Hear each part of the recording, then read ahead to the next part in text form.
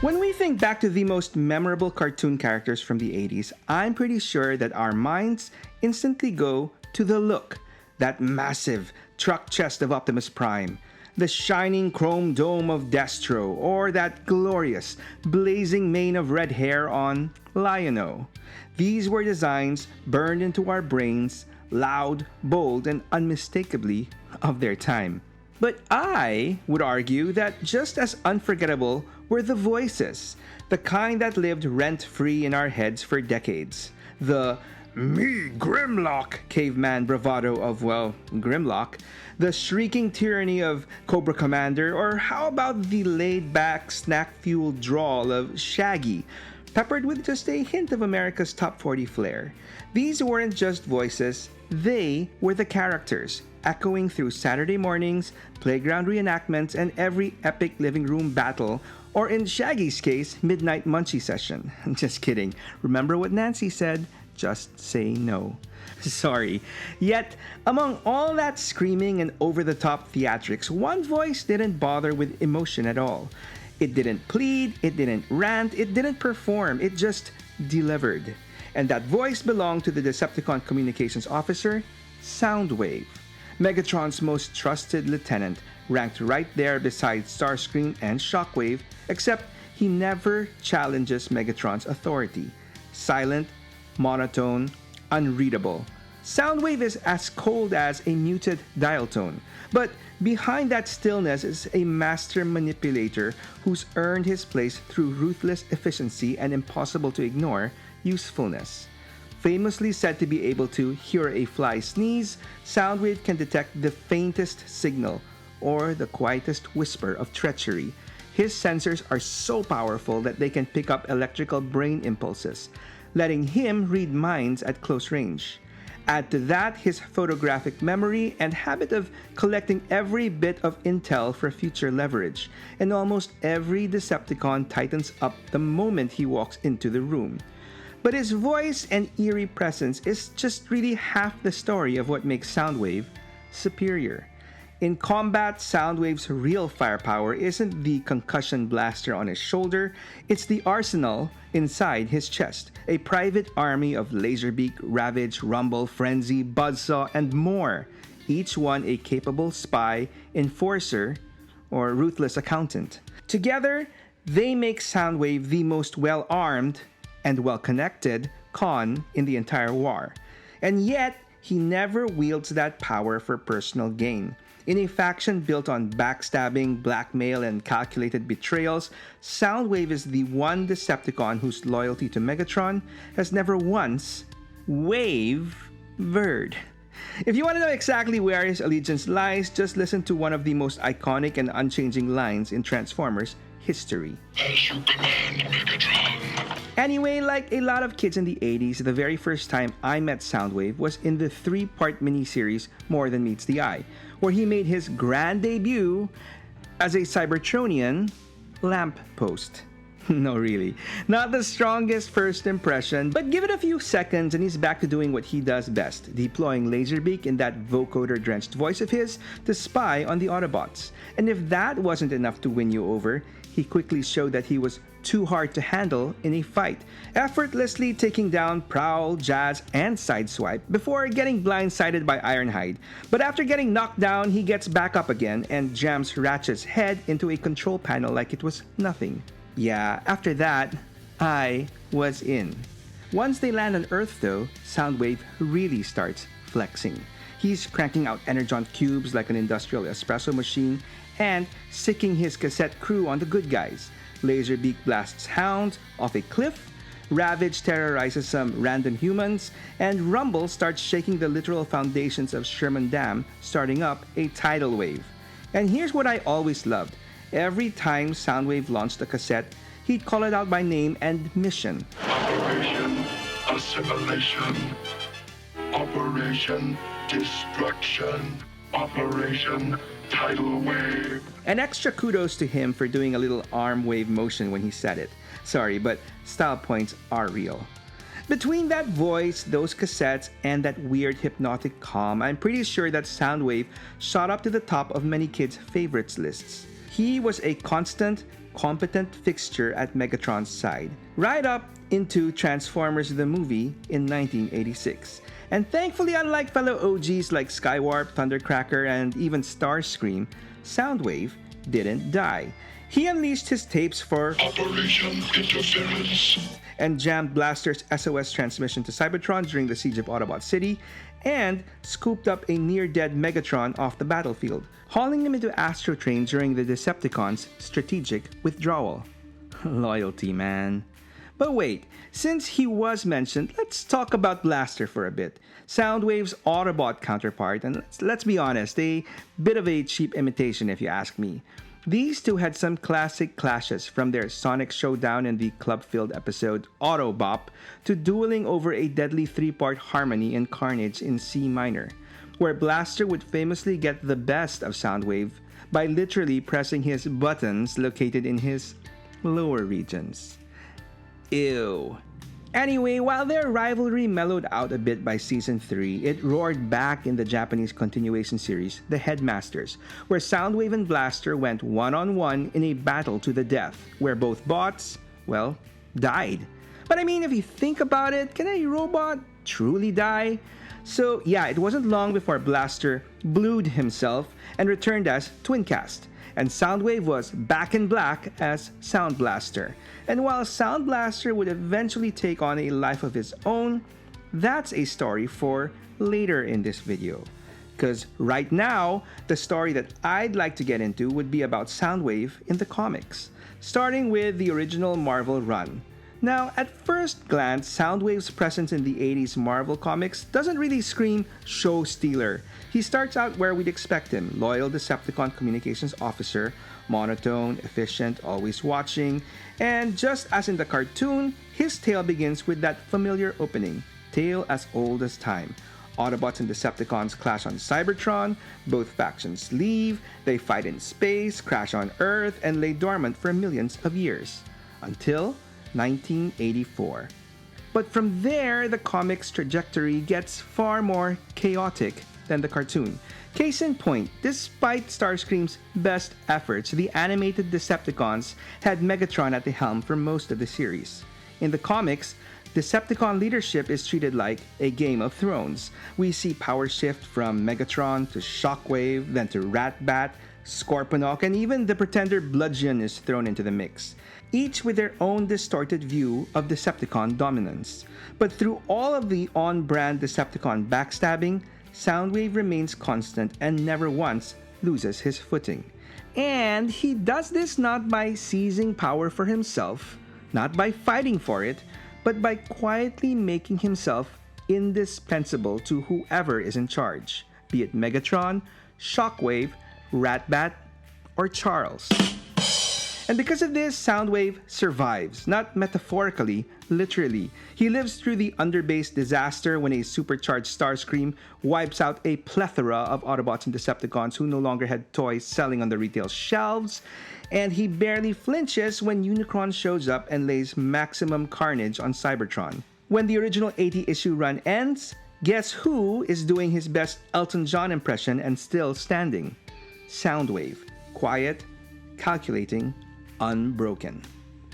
But then came 2012, when a new company, IDW, launched their own series called Regeneration 1 that picked up where the old Marvel story left off, not with a reboot but a true continuation set decades after Unicron's attack.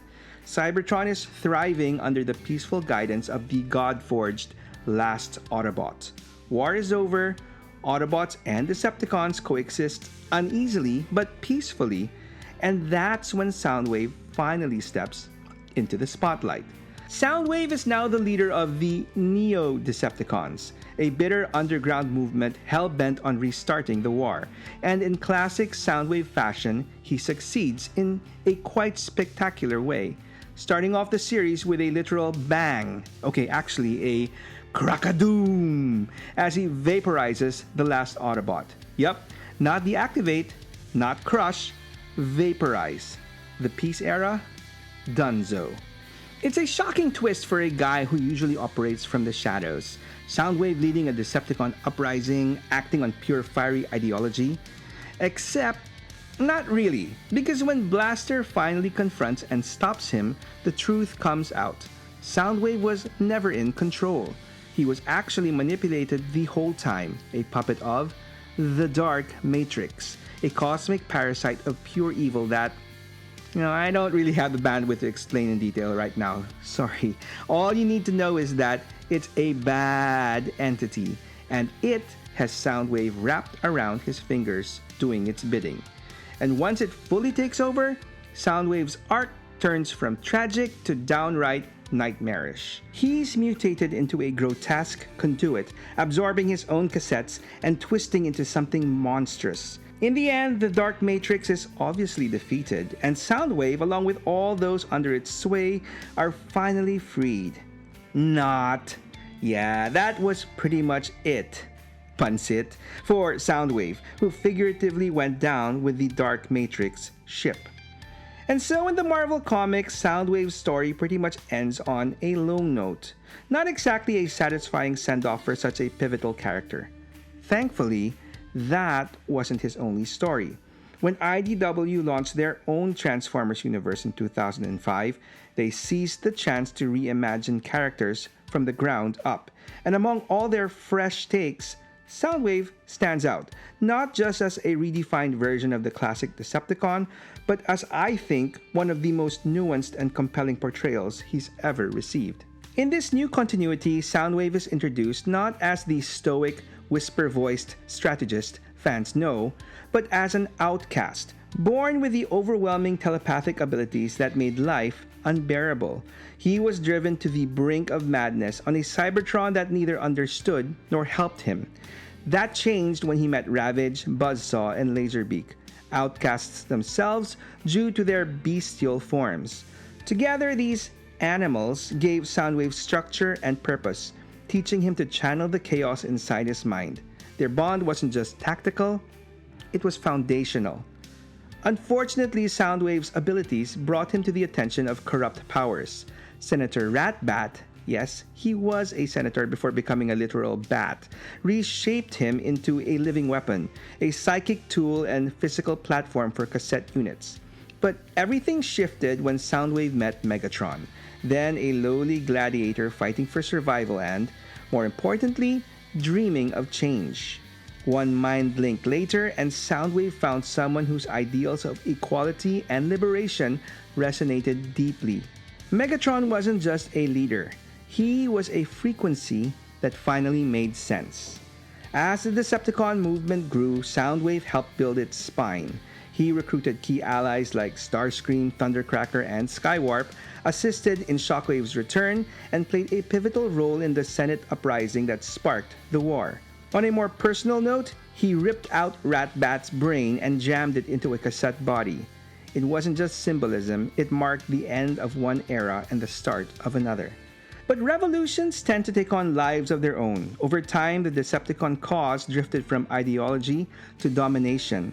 Soundwave saw it happening.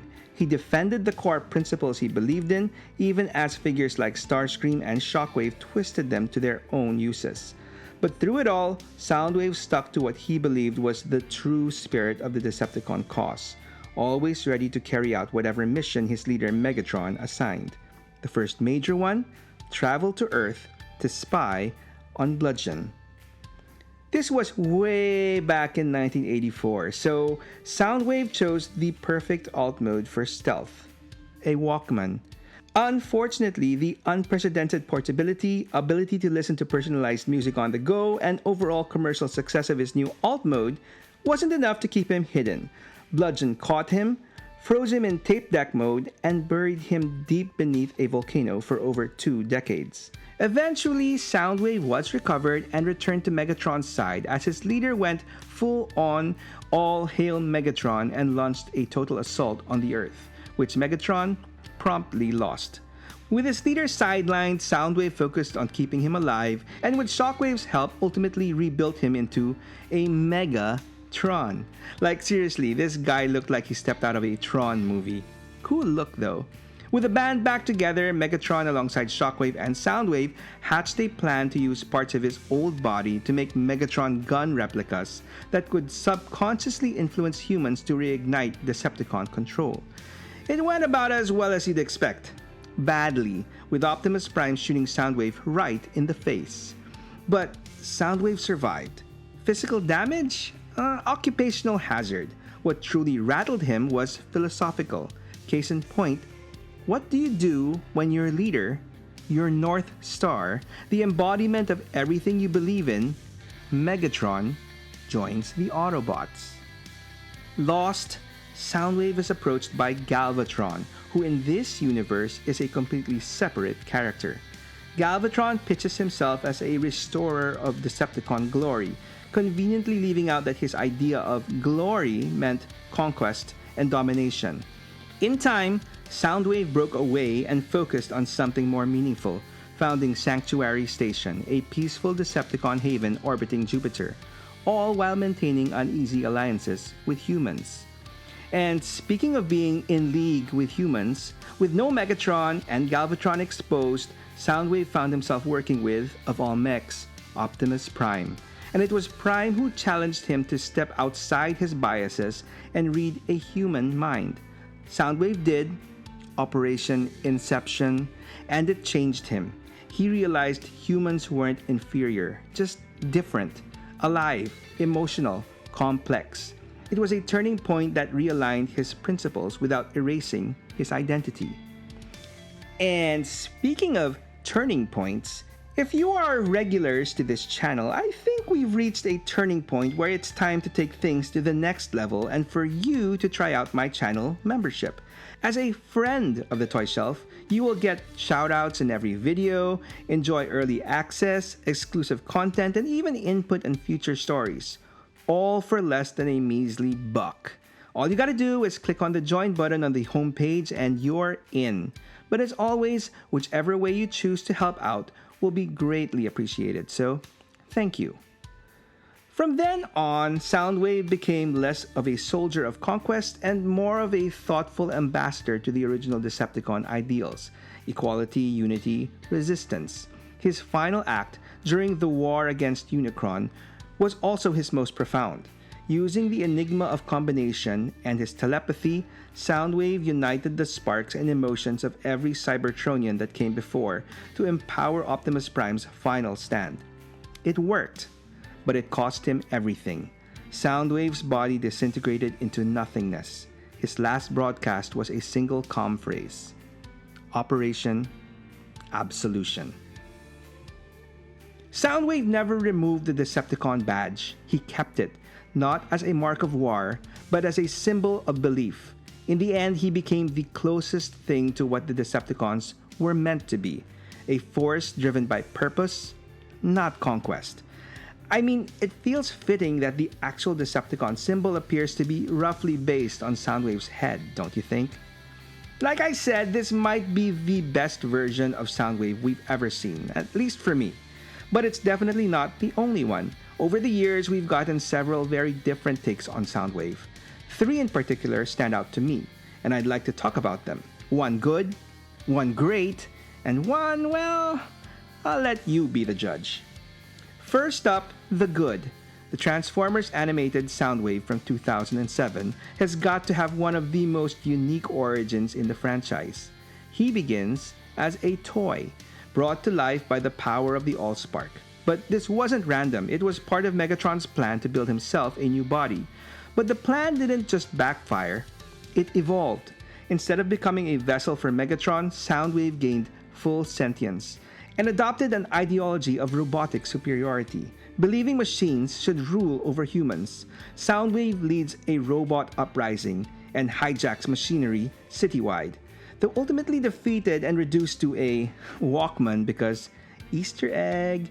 Soundwave escapes and makes one more return in a later episode, trapping the Autobots as humans in their own virtual insanity, and now showing off his deadly keytar skills with his buddy Ratbat. Fortunately, Prime is able to wrangle in Laserbeak and takes on Soundwave in a sonic showdown, ending when Prime literally uses his guitar, axe, to split Soundwave in half. But don't worry, kiddies. Soundwave survives and lives to fight another day.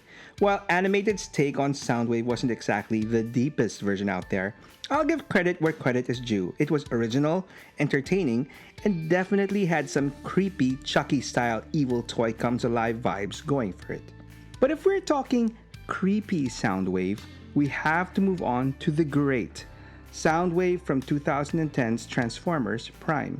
This is one of the most radical takes on the character ever. Visually, he's a definite departure. Slim, silent, visor-faced with long bat-like arms.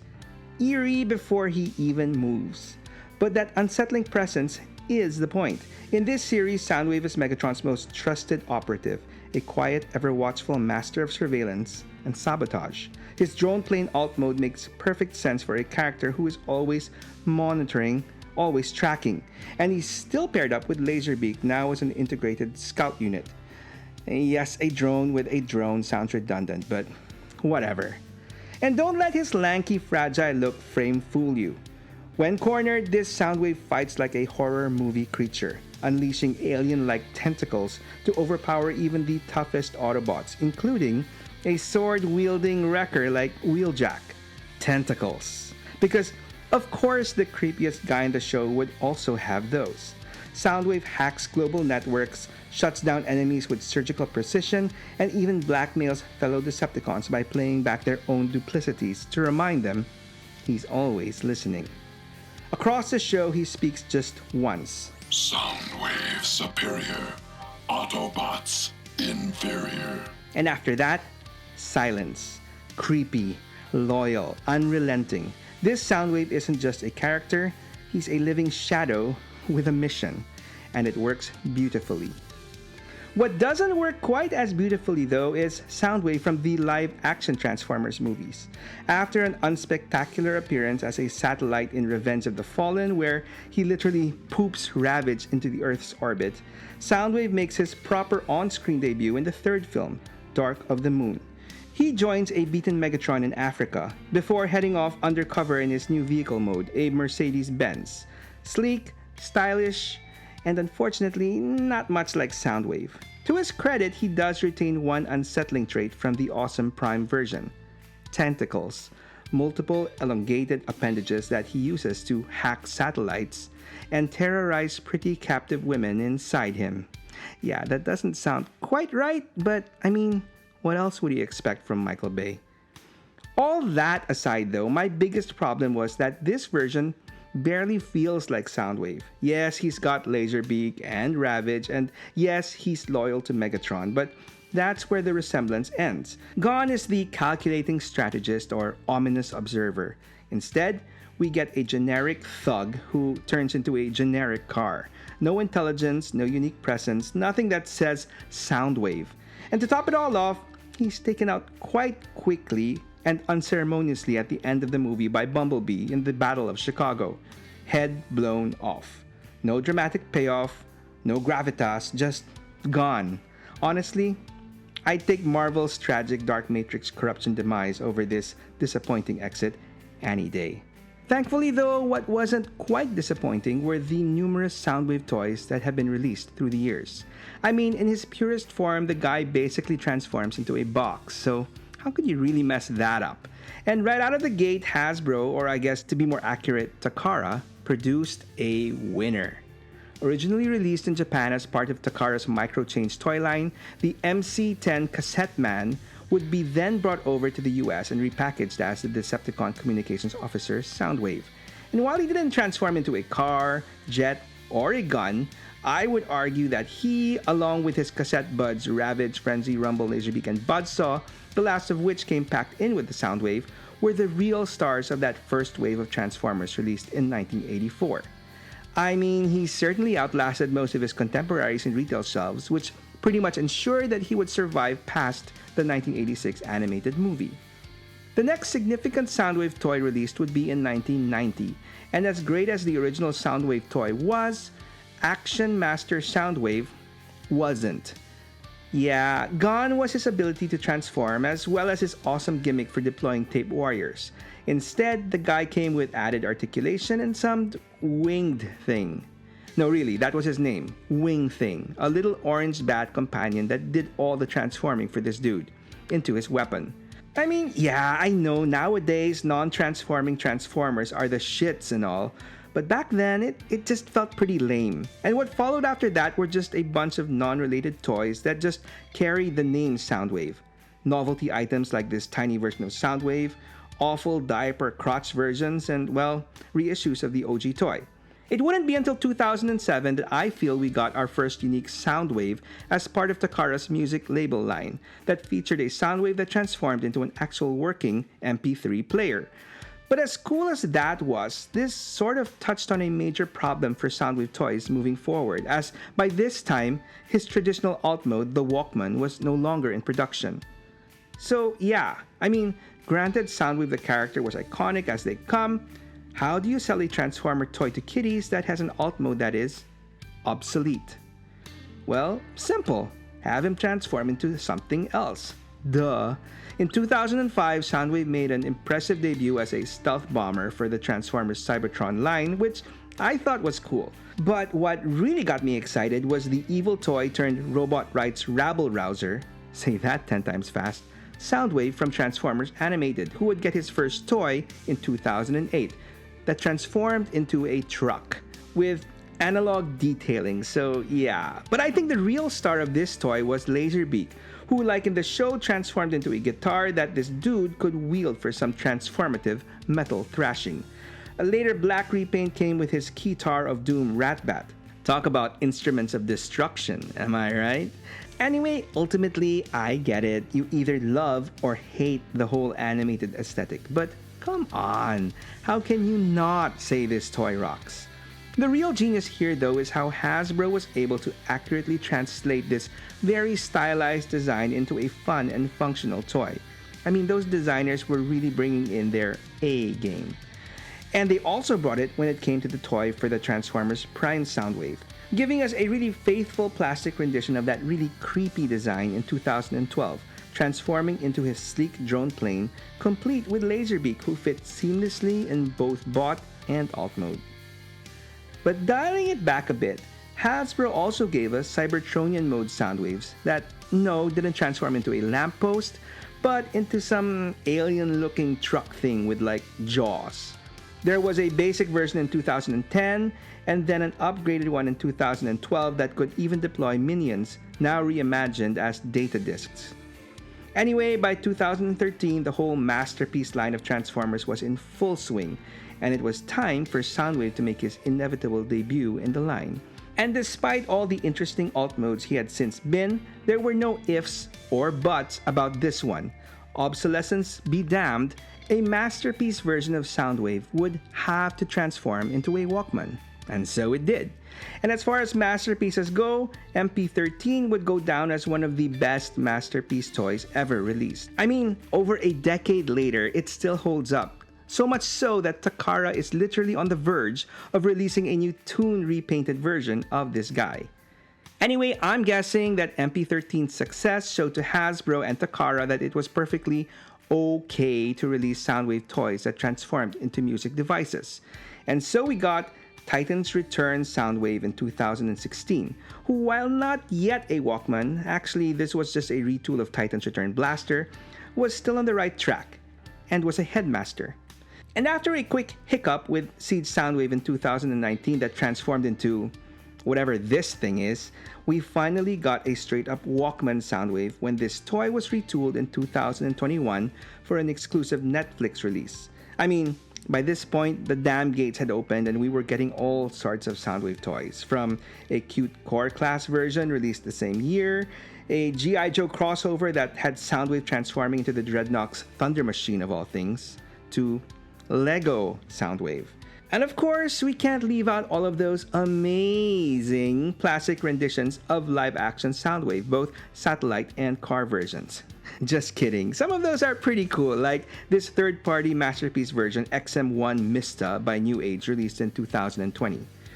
And you can throw in all the numerous black toy repaints of Sound Blaster to the mix too. Speaking of which, allow me to go off on a little tangent as while Sound Blaster is widely recognized as basically an upgraded version of Soundwave, it's worth noting that in the Netflix Siege Trilogy series, Sound Blaster is actually his own character, a ruthless and criminal-minded clone of Soundwave, created by Shockwave, who operates as a powerful mercenary, using his extensive connections with Cybertron's criminal networks to manipulate situations for personal gain. Sorry, I kinda got off track there, but let's reel things back and finish up strong with the Studio Series 86 version of Soundwave in 2025 that finally gives us a pretty definitive tune-accurate Soundwave for our Chug collections. And speaking of cartoon accuracy, as good as a job as MP13 was doing for masterpiece collectors, it admittedly fell short for those who preferred the more streamlined tune look. And so in 2022, a little-known third-party company called Robot Paradise served up that specific need. Wait, Robot who? Now sit back, kiddies, as this specific release has a little story to tell. Way back in 2006, during the baby years of third-party Transformers, an obscure company called Fans Toys announced their very first attempt at a masterpiece-styled Transformer, with a bunch of prototype pictures posted online. Dubbed Acoustic Wave, this was to be their masterpiece version of Soundwave. Not long after that, though, Takara announced the imminent release of their official version, and possibly fearing weak sales or worse yet, a lawsuit, Fans Toys immediately scrapped their plans for Acoustic Wave, and he became a mere footnote in the history of third-party Transformers.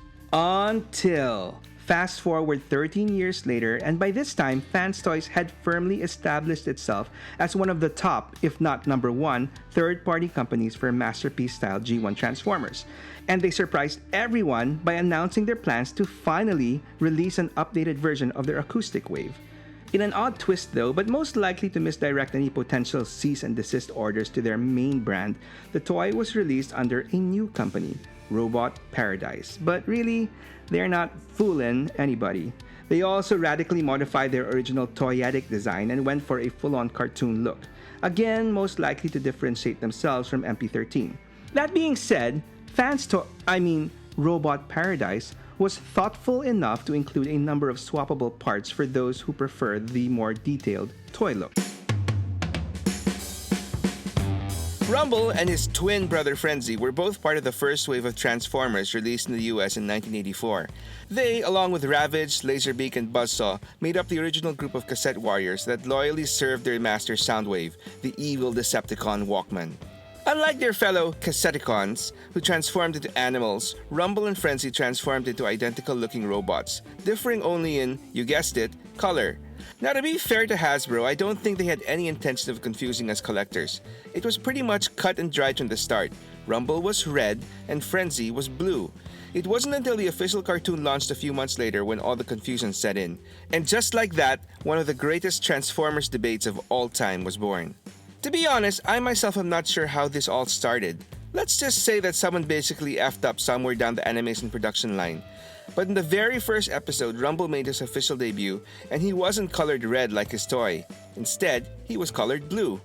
Okay, if you want to be really nitpicky about it, he wasn't really blue. More on the purplish or gray side. Or how about periwinkle? But regardless, one thing was clear. He was definitely not red. A few more episodes down the line, his cassette brother Frenzy eventually made his first appearance, and unlike his brother, there was no denying here that he was most definitely red. And with that, the entire Transformers fandom has been split down the middle, with toy purists proclaiming that Rumble is red, Frenzy is blue, or rear fib, and cartoon loyalists insisting that Rumble is blue and Frenzy is red, rib fear. I know to the outsider, such a debate can be considered quite pointless. But to the Transformer fans and collectors like myself, this has remained a hotly discussed debate up to today. Each side has pretty strong arguments. I mean, the toy is the toy, which did come out first, so it should be the defining factor of determining Rumble's true color, right?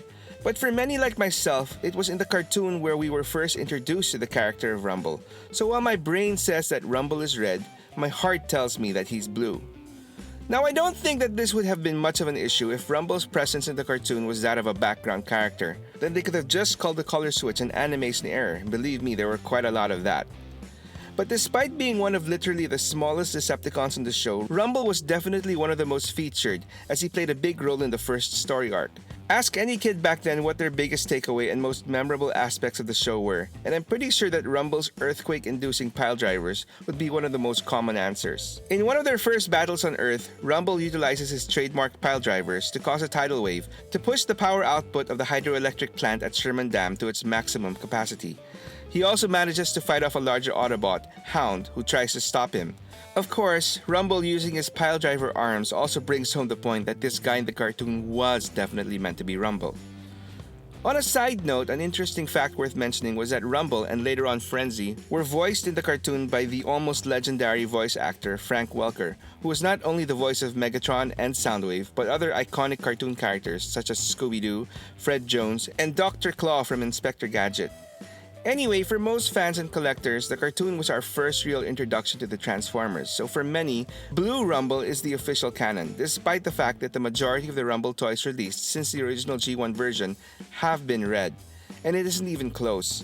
Case in point, let's do a rundown of the different Rumbles and Frenzies that have been released through the years, including those that I currently have or had in my collection. So let's start from the very beginning, the original 1984 release, which sets the stage. Rumble is Red 1 and Rumble is Blue 0. Anyway, the first version of Rumble that I got as an older collector was from the Alternators line released in 2006. Since by that time cassette players were pretty much obsolete, he transformed instead into an officially licensed Honda Civic Si, a red Honda Civic to be exact. Unfortunately, this toy was never recolored into Frenzy, so this is all we got to work with, making Rumble is Red 2 and Rumble is Blue 0. Next, we have the Transformers Prime version of Rumble, who still transforms into a car, but this time around colored blue. Interestingly enough, Japanese Transformer manufacturer Takara also released the same toy with a new head sculpt, but still named him Rumble, this time colored red. They also produced a blue color version and named him Frenzy. So that would make the tally Rumble is Red 3 and the first Rumble is Blue 1. At this point, there seems to be a trend emerging that between the two Transformer manufacturing companies, Takara in Japan and Hasbro in the US, Takara seems more hell-bent on following the original toy color, thus releasing almost all their versions of Rumble in red. Hasbro, on the other hand, is less consistent and willing to throw in a blue Rumble into the mix every now and then to continually refuel the debate, I guess. Case in point with the War of Cybertron Rumble, who transformed into a data disk, and the almost released but ultimately cancelled Reveal the Shield Demolition Rumble, who transformed into a tank, both of which were blue. So Rumble is Red 3 and Rumble is Blue 3. But just in time to set things right their way, Takara released in 2011 a Rumble Frenzy 2-pack using Hasbro's cancelled Demolition Rumble, and as par for their course, Rumble is Red and Frenzy is Blue, making Rumble is Red 4 and Rumble is Blue 3. Okay, now let's take a quick detour to the unlicensed third-party front, where I got this really early set from the company Perfect Effect. So while technically not official, these guys are meant to be Rumble and Frenzy. So with that being said, the red dude is called Warrior Type R, and the blue one is Warrior Type F. So I guess we know what colors the guys in Perfect Effect think Rumble is. Rumble is Red 5 and Rumble is Blue 3. Next up, we have the Masterpiece version of Rumble, which is the ultimate updated version that still transforms into a cassette.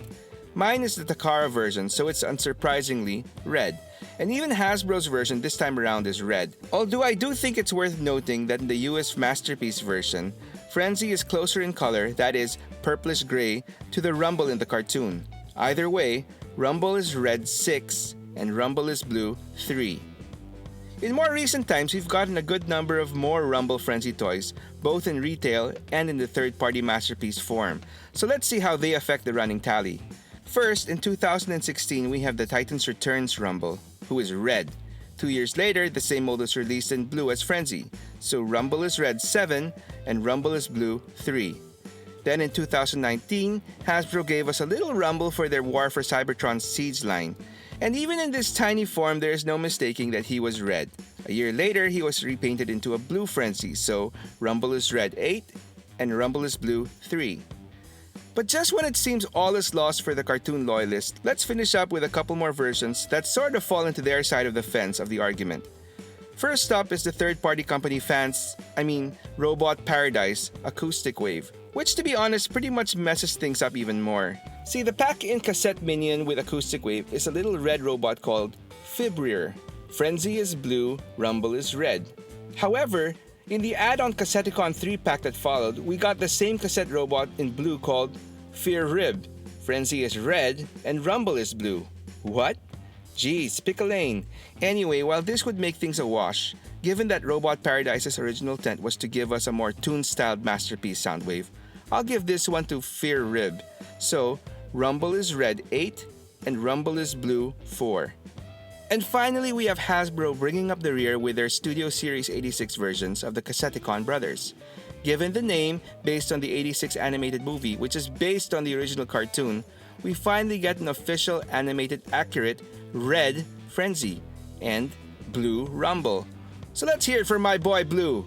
Final tally, Rumble is red 8 and Rumble is blue 5. So there you have it. I'm pretty sure I might have missed out on a version here or there, but I think that this is pretty much a good sample size of what Rumbles and Frenzies are out there in the market. So where do I myself stand on this classic Transformers debate? Well, to be honest, despite the fact that my red Rumbles outnumber the blues in my collection, for me, my Rumble will always be the first one that I saw, which was the version in the cartoon. So ultimately, if you ask me, I'd have to say that Frenzy is most definitely red, and Rumble, well, he's Periwinkle. After watching the very first Transformers miniseries way back in 1984, I'm pretty confident in saying that one of the most unforgettable characters etched in almost every kid's brain was the Decepticon Communications Officer, Soundwave. I mean, what was there not to love?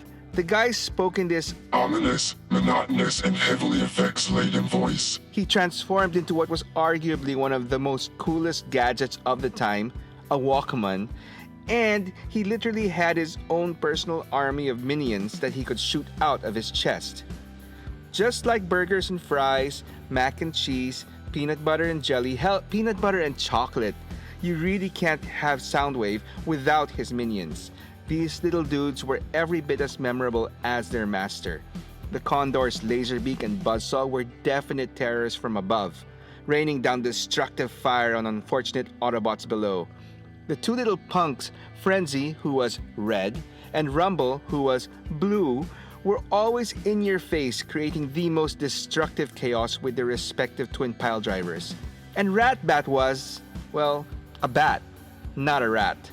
But for me, the most unique and dare I say, deadliest member of the bunch was the Jaguar Ravage. See, while Laserbeak and Buzzsaw got you from a distance, and Rumble and Frenzy were all about inflicting the greatest amount of damage around them, Ravage was none of these.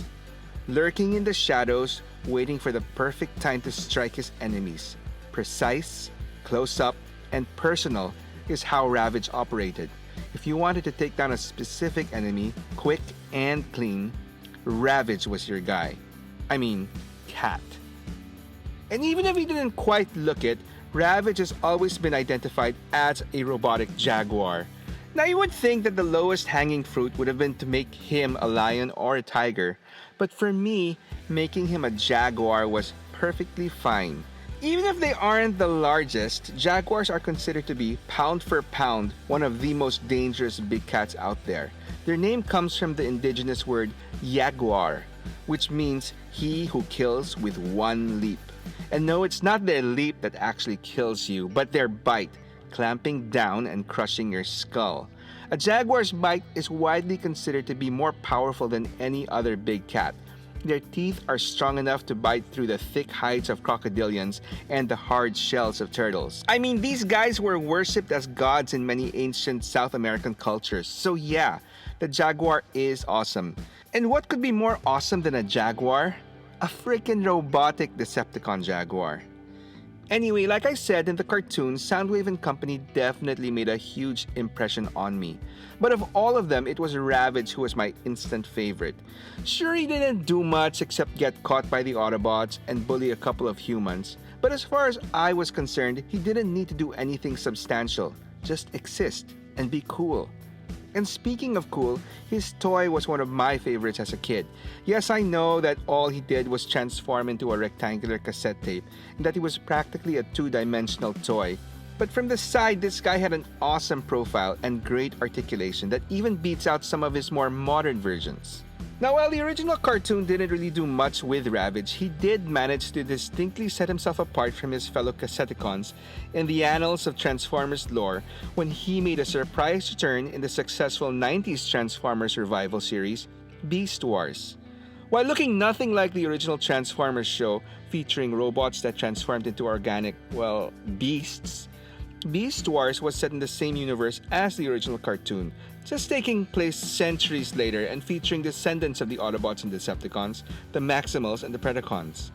Anyway, seeing that Transformers had considerably longer lifespans than us flesh beings, it's no surprise that original G1 characters still existed and were brought into the show every now and then to spice things up. We had the ghost of Starscream return to possess a poor Waspinator, and most notable of all, we had the triumphant return of the Decepticon Ravage. As the story goes, Ravage was one of the few Decepticons who was granted amnesty at the end of the Great War and was reformatted into a Predacon. No longer a four-legged snarling beast, Ravage now had a new bipedal human form, although he did retain his jaguar head and now spoke in what could be best described as a Russian accent. Anyway, Ravage is initially sent by his superiors, the Tripedicus Council, to capture the rogue Predacon leader Megatron, and so he makes his way to prehistoric Earth where, thanks to the help of another agent acting as a mole in Megatron's team, Tarantulas, manages to successfully capture him. However, the cunning Predacon leader manages to sway Ravage to his side by appealing to his very strong loyalties to the original Megatron, convincing him that he is merely carrying out the orders and plans of Ravage's former commander. Unfortunately for Ravage though, this new partnership with new Megatron is short-lived as the Maximals manage to destroy Ravage's ship, with him in it. But of course, not before Ravage manages to transform into his original cassette tape alt mode and insert himself into the ship's control panel. And ultimately, when faced with certain death, with a raging explosive inferno headed his way, he defiantly stands tall and shouts, "Decepticons forever." So yeah, it was quite the memorable return that ended in a blaze of glory for the former Decepticon. And if anything, at the very least highlighted one very important facet of Ravage's personality, and that was his unwavering loyalty to the Decepticons, and more specifically Megatron, who he saw as the embodiment of the cause. And this loyalty was truly put to the test in the IDW comics, where they did the unthinkable and made Megatron switch sides and join the Autobots. Okay, so I believe I'm kinda getting a little ahead of myself here. Before we go any further, I'd like to take a quick detour and invite you all, my lovely viewers, to take part in something new that I'll be rolling out for the channel. So do you like cool perks like shoutouts, badges, early access, and exclusive videos? I'm talking about like first impressions, collection tours, updates, and whatever unscripted ramblings come to mind. Then why not try joining my channel as a member? Yes, I know all this will cost you a teeny tiny bit, but I remain committed to making sure it will be all worth it for you and your hard-earned dollar or two. And I will continue to add even more perks down the line as soon as I figure them out. As always, it's a little thing that will go a long way to help me grow my channel. But either way, rest assured, everything else currently on the channel, the regular stories that you've been enjoying, will remain as is. This is just a little something extra, so hope you can maybe give it a shot. Just like Megatron, join me and my cause of telling great toy stories. So yeah, Megatron, Autobot. Well, okay, so to start things off, as established in this IDW continuity, the Decepticons, or more specifically Megatron, wasn't always the evil villain that he was traditionally depicted as. In fact, Megatron was actually the product of a very archaic and oppressive system, and he started the Decepticon movement as a response to this corrupt system, to break free of it, and if necessary, destroy it, to build something better. In fact, it was this mission and vision that led Ravage and company to join Megatron. Prior to meeting Megatron, Ravage, along with Buzzsaw and Laserbeak, wandered the streets of Cybertron, and it was here that they met another lost Transformer named Soundwave, who was suffering from his inability to control his unique mind-reading powers. Being an expert in mastering overactive senses himself, Ravage helped Soundwave control his ability, which led to a long and lasting friendship. Anyway, you know how all of this turned out. Somewhere down the line, Megatron and the Decepticons lost their way, and after millions of years of destruction and warfare, Megatron took a long, hard look at himself and realized that he did not like the monster that he felt that he had become. Hence, the change of heart. At this point, the Great War had ended, but there were still splintered and broken factions of Decepticons trying to find their way without their leader. Anyway, Ravage was sent by Soundwave to keep close tabs on Megatron to confirm if his switch in allegiance was genuine, and if it was, to terminate him. However, after an encounter with the violent Decepticon Justice Division, or DJD, led by the ruthless Tarn, as well as a heart-to-heart talk with the former Decepticon leader, Ravage was convinced enough to see that Megatron was sort of right in concluding that the Decepticon cause had lost their way, and instead joins him. Not necessarily as an Autobot, but as part of Megatron's crew. After a number of adventures with Megatron's Autobot crew, now how odd does that sound? Ravage finally met his end when he was savagely torn in half by Tarn himself. Megatron ultimately avenges Ravage by killing Tarn and his DJD squad, and manages to be at Ravage's side before he expires. Before his death though, Ravage gestures to the dead Tarn's mask, which was a Decepticon insignia that Megatron had hanging on his chest, and with his final words utters to Megatron, "Don't change back," referring to his old Decepticon ways. And just to drive his death home, light years away, even Soundwave senses his old friend's passing.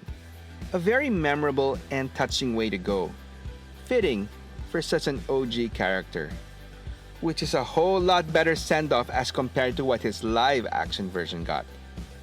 Ravage was one of the big new additions to the second Transformers live-action movie, The Revenge of the Fallen, wherein he is dispatched by a satellite Soundwave down to Earth to breach the defenses of an army base and literally barfs out another Decepticon to steal a shard of the Allspark that is used to revive a fallen Megatron. And after that oh-so-memorable scene, he returns in the final end battle where he is graphically dispatched by Bumblebee as the Autobot literally rips his entire body from his spine and tail. Ugh. Well, apparently, according to some supplementary comics, he actually survives that encounter, but whatever. If it didn't happen in the big screen, it doesn't count in my book. Anyway, while this Ravage wasn't really a Jaguar per se, he was close enough. I remember his alienish, spiky Cyclops cat-looking mode that transformed into a nondescript flying thing being one of the most sought-after toys of that Revenge of the Fallen toy line. I was living in Singapore when the first wave of Revenge of the Fallen toys were released and remember hurriedly going through one of the local department stores amidst all the other collectors. But for the life of me, I just couldn't find myself a Ravage. Dejected, I turned around to leave when I came face to face with a nice old sales lady who, without saying a word, smiled at me and handed me a Ravage. It was so surreal. I had no idea how that kind auntie knew I was looking for Ravage. Well, I suppose everyone was looking for Ravage, or why she held on to that particular one, or why she chose to give it to me. Actually, I must have looked quite pathetic with only the awful Chromia and Skids toys in hand. But whatever the reason, it was like manna from heaven. And speaking of which, I had another feel-good story regarding another Ravage toy a year prior. As part of 2008's Universe line, an updated G1 Ravage was released as a pack-in with the Autobot Hound. So upon its release, Hound was a highly sought-after toy and I had a hell of a time looking for this guy. After numerous toy hunts around the city, I finally found him amongst the chaos of a huge toy sale in one of the bigger malls in Singapore. I had already scoured that exact area a few hours earlier with no luck, And before heading home on a whim, I decided to take one last look, and lo and behold, I found one lone piece that somebody probably decided to return. It was a pleasant surprise that I remember distinctly until now. And granted he was more of a pack-in, this Ravage was pretty awesome itself, as it was the first modern version of Ravage that transformed from a tape into an actual three-dimensional Jaguar. Granted, it had less articulation than the original version, it was still quite a feat of engineering for its time. And, dare I say, beats out a lot of the other Ravages that have come out since. So just like Soundwave, whose Walkman alt mode went out of style after the 80s, so did Ravage's cassette mode. And so later toy releases of Ravage had him transform into other communication or data related stuff, like an actual functioning USB drive, or a data disk, a rectangular thing, and even a data pad that actually converted into a jet. So how about that? Triple changer Ravage. Of course, you also had more traditional Ravages, like from Takara's Masterpiece line, or third-party company Robot Paradise, Fans Toys, who gave us classic G1 Ravages that transformed into cassettes. Obsolete be damned. And we also got cute little Ravages from the Siege and Earthrise lines, which had alt modes oddly referred to as shields, although we all know they're still tapes. But I would have to say that my favorite modern renditions of Ravage were the ones that took a cue from his newer Beast Wars version, which incidentally also got a nice modern release. Like the original vintage version of this toy, the new Beast Wars Ravage was also a rather extensive retool of Kingdom Cheetor and came released with a nice vintage Ravage, which was a nice touch. Anyway, this new humanoid Ravage served as an inspiration for the Alternators Ravage, which was basically another retool of a previously released character, Trax, painted black, with a Ravage head and transformed into a real sleek convertible Corvette. Although, if you ask me, my absolute favorite Ravage toy in my collection would be the second Alternators Ravage released, before the line officially ended. And what a way to go out with a brand new unique Alternators Ravage that transformed from his familiar Big Cat mode into an officially licensed Jaguar XK car. Come on, you have to admit, it doesn't get even more awesome than that. Imagine a sleek black sports car racing straight at you at full speed and then all of a sudden transforming into a ferocious mechanical beast. A Jaguar that turns into a Jaguar. It doesn't get any better than that. Now this is a version of Ravage that will definitely not go out of style. After watching the original Transformers cartoon for the very first time, I'm willing to bet that one of the greatest takeaways for most kids was how awesome the Decepticon communications specialist Soundwave was. I mean, what was there not to like? Mysterious masked face, Ominous, monotonous, and heavily effects-laden voice. cool and timeless alt mode that would never go out of style. Okay, maybe scratch that last one. And of course, a personal little army that sprang right out of his own chest. And while Soundwave's entourage of little Decepticons has grown considerably over time, there is quite a lot to go over with just the original crew that made their debut in the initial season of the cartoon. First, we had the destructive duo of Rumble, who was blue, and his lesser-known red variant, Frenzy. Next, the silent and stealthy Jaguar, Ravage. And last but not least, the high-flying Condor, Laserbeak, who was actually the first of Soundwave's deployers. Did you know that they were called deployers? I didn't. You learn something new every day. Sorry, who was the first deployer we are introduced to, as he is dispatched by Soundwave to do what he does best, which is to spy on the Autobots back on Cybertron. Of course, back then he wasn't a Condor but some sort of little flying saucerish craft with a beak. But that's beside the point.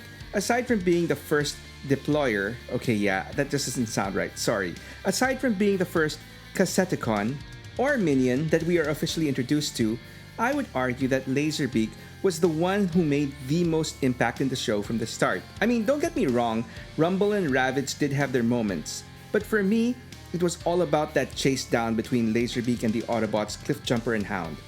First of all, deployable flying gun, awesome. And secondly, basically kicking Hound's ass. Poor guy, he just really can't catch a break with those tapes. Anyway, I know what most of you are thinking, and no, I did not forget about the other bird in the room, Laserbeak's less popular recolor, Buzzsaw, who despite being released as well in the first year of the toy line, made his debut later on in the second season of the show.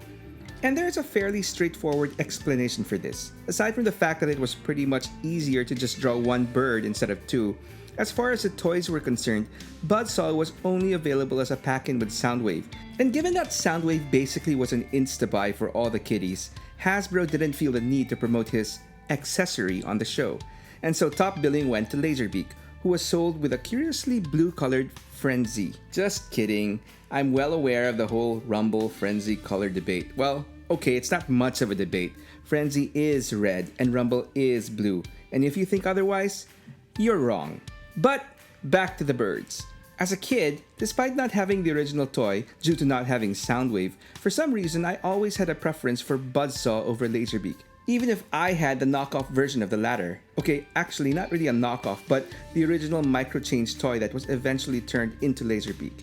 And that toy was one of my favorites. Aside from the fact that he was small and compact and could be taken around anywhere, I would argue that this toy was possibly one of the best toys from the original vintage line, given that he was pretty accurate to what we saw in the cartoon.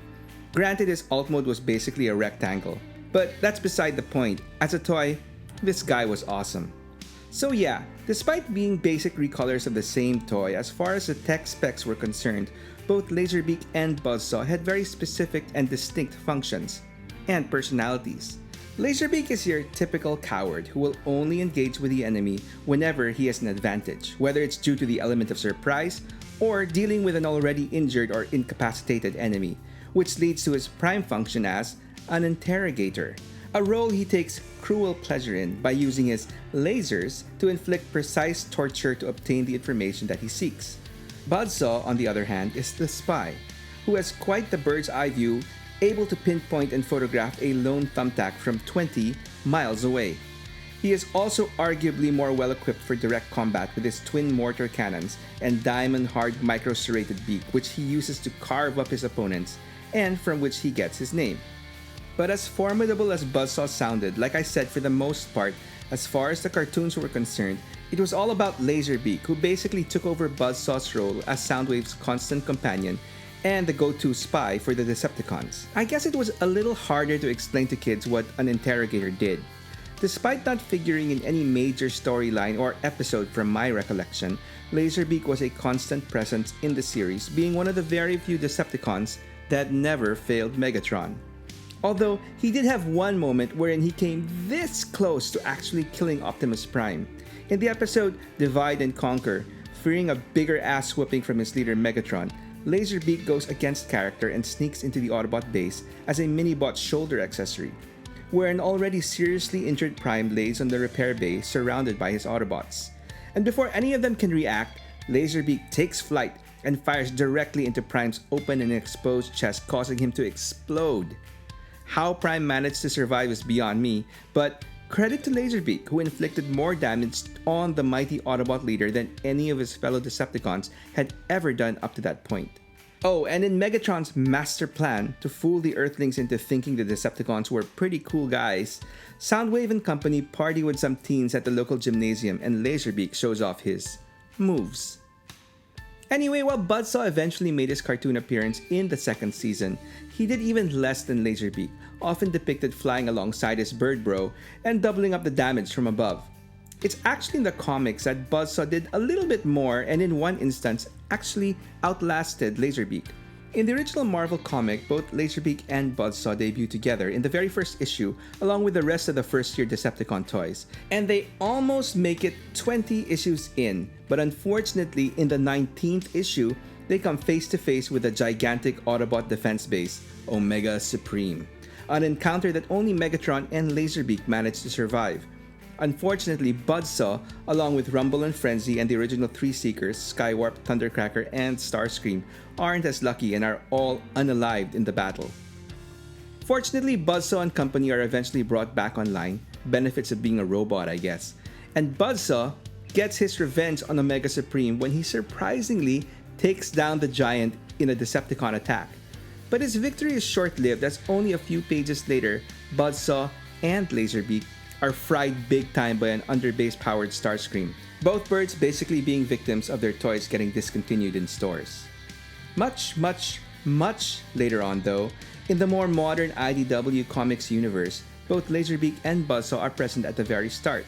With a twist. See, up to that point, for the most part, Laserbeak and Buzzsaw, along with Ravage, were basically treated as, well, for lack of a better word, Soundwave's pets. In that they weren't really full-fledged Decepticons, in the sense that they acted like animals who didn't talk. But in the IDW universe, all three could converse as well as any other Cybertronian, and only differed from everyone else due to their beast modes. In fact, because of this, they were viewed by Cybertronian society as second-class citizens and outcasts.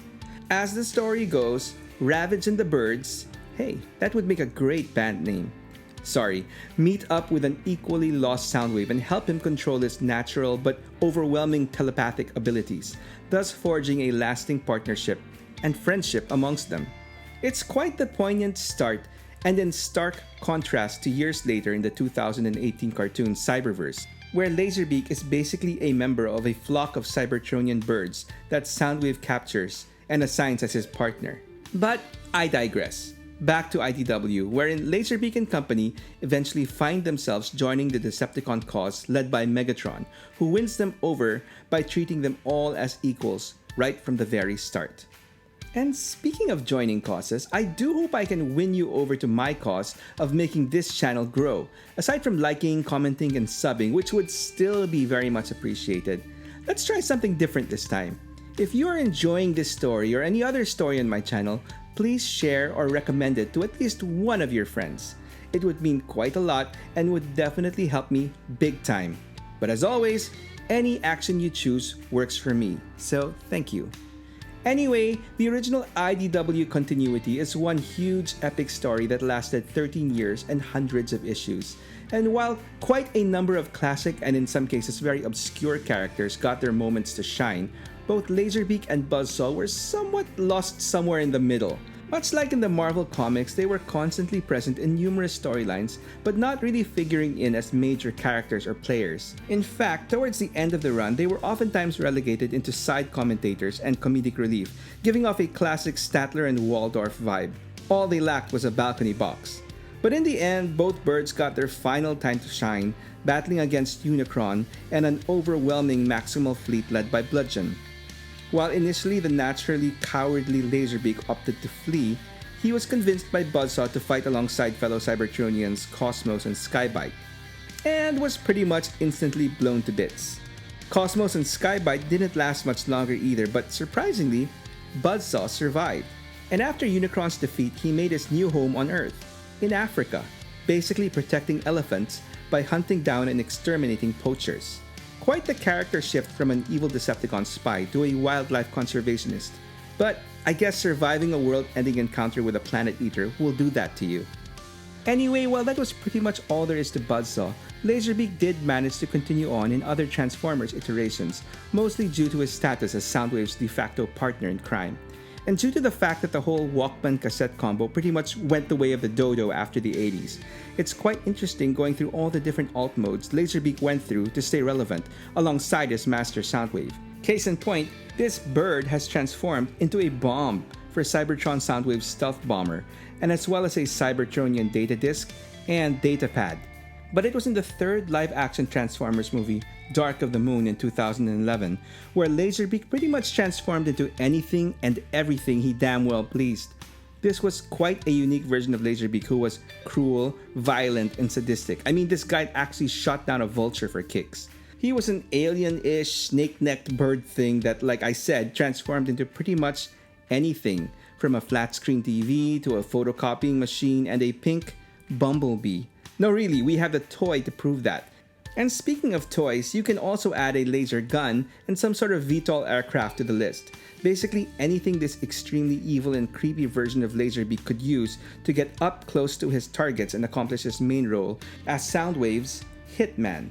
On the small screen, we got possibly my favorite alt mode for Laserbeak from 2007's Transformers Animated, where he transformed into an electric guitar.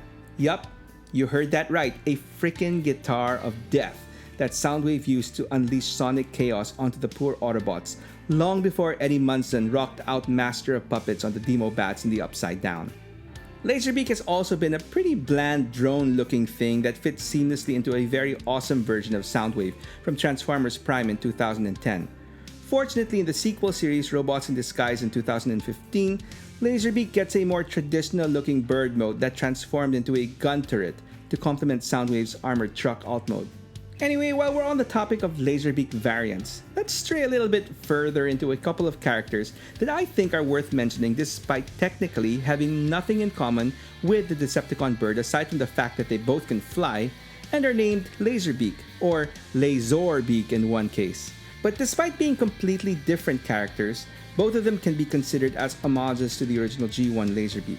First up is a character named Laserbeak from the Beast Wars toy line way back in 1997. And while he looked nothing like the original, I mean he transformed into a pteranodon for Pete's sake, his motto on his tech specs was similar to the G1 Beak in that the only point that they liked about their enemies is their melting point. Oh, and just for the sake of mentioning it, there is also a Beast Wars character named Buzzsaw, but well, I couldn't really find any callbacks to the original G1 Buzzsaw except they were both yellow? Wish? The second Laserbeak homage would be a little drone-like transformer from the 2002 series Transformers Armada. This little guy was a triple changer who could transform between a bird, camera, and laser gun. Anyway, his main role was to protect the Autobot human allies, Rad, Carlos, and Alexis. And while this Laserbeak sported a predominantly bright orange color, original toy prototypes had him in black and red as a callback to the original Laserbeak. But since one of his modes was a gun, sorta, this original color palette was scrapped to work around toy gun laws. Anyway, after all that, things have pretty much gone full circle for the birds, as almost all current toys of Laserbeak and the Buzzsaw have transformed back into tapes, or well, shields that looked like tapes in the case of the more recent Siege and Earthrise versions of the birds. Of course, when it comes to the slavishly G1 masterpiece toys, in both official Takara or third-party versions from Robot Paradise, a traditional cassette tape Laserbeak and Buzzsaw as well are pretty much a given. And even in the cartoons, Laserbeak actually managed to make a surprise return as a cassette in the Transformers Kids series Rescue Bots Academy, where he is, well, rescued by the bots, and after the initial hijinks of having to chase him down, he is ultimately repaired by the rescue bots and, well, joins the academy as an Autobot. When it comes to the very first cast of characters for the Transformers, I think that many would agree that the Decepticon Communications Officer's Soundwave was one of the more memorable characters and toys from the initial year. And while that mysterious, masked Decepticon is deserving of all the love that comes his way, a big factor for his popularity can and should be credited to his personal posse, as I'm sure all of you audiophiles out there would agree. No matter how awesome and cutting-edge piece of equipment the Walkman was, it really would be nothing without any tapes to play. And this was the case with Soundwave, whose toy's play pattern was only completed with its own private army of minions that ejected from his chest as cassettes and transformed to equally awesome Decepticons, Buzzsaw, Laserbeak, Ravage, Rumble, who was blue, and Frenzy, who was red. I mean, seriously, this was a genius idea with limitless potential moving forward. A cool-looking Decepticon who could deploy different types of warriors that just basically folded up into some nondescript shape. I mean, yes, they were meant to be cassettes, but really it was basically some generic cuboid alt mode. You could literally build an entire toy line out of that concept. The point I'm trying to make is that given this cool idea, you'd think Hasbro would capitalize on this and give us even more cassette bots in the second year of the toy line. I mean, I know at the time they were kinda limited by what toys were already in existence from Takara, but not even recolors? So yeah, we had to wait until the third year of the toy line before we got our first new and unique Cassetticon in the rat-looking Ratbat. I mean, seriously, what is a Ratbat? Believe me, I googled it and even ChatGPT'd it, and best I could find was that it might be a reference to how bats can sometimes look like rats. But yeah, that's all I've got on that. So Ratbat was made available once again in a cassette tape 2-pack with a curiously blue-colored Frenzy, replacing Laserbeak. And interestingly enough, his card art depicted Ratbat to resemble a robotic fruit bat with his slim head and thin long ears. That being said, his more popular and iconic look would have him more closely resemble a vampire bat, which, to be fair, made more sense given his original designation as a fuel scout. And considering that Transformers were mechanical beings, fuel in the form of energon would serve as the literal lifeblood of these robots in disguise. Anyway, this is not to disparage any bat fanatics out there, but at least for me, I found myself being a little underwhelmed with the concept of Soundwave's new minion transforming into a bat. I mean, at best, it could be a bat out of hell, or even be a symbol of fear, but in my book, it was just redundant as we already had two established flyers on Team Soundwave with Laserbeak and Buzzsaw. And I guess the writer of Ratbat's bio and his character in the original Marvel Comics, Bob Budiansky, saw this too and put a little bit more effort into making the little Ratbat more interesting of a character, or at the very least, differentiate him more from his fellow more established cassette mates. First of all, his original tech spec has him as a fuel scout with wings equipped with mechanical sensors for finding fuel sources. Being a bat, this makes perfect sense given bats are best known for having really powerful radar-like senses and for causing COVID. Just kidding. And keeping with the bat theme, Ratbat uses his mecha fangs to plunge into other machines, but more specifically, fancy sports cars to drain them of their fuel.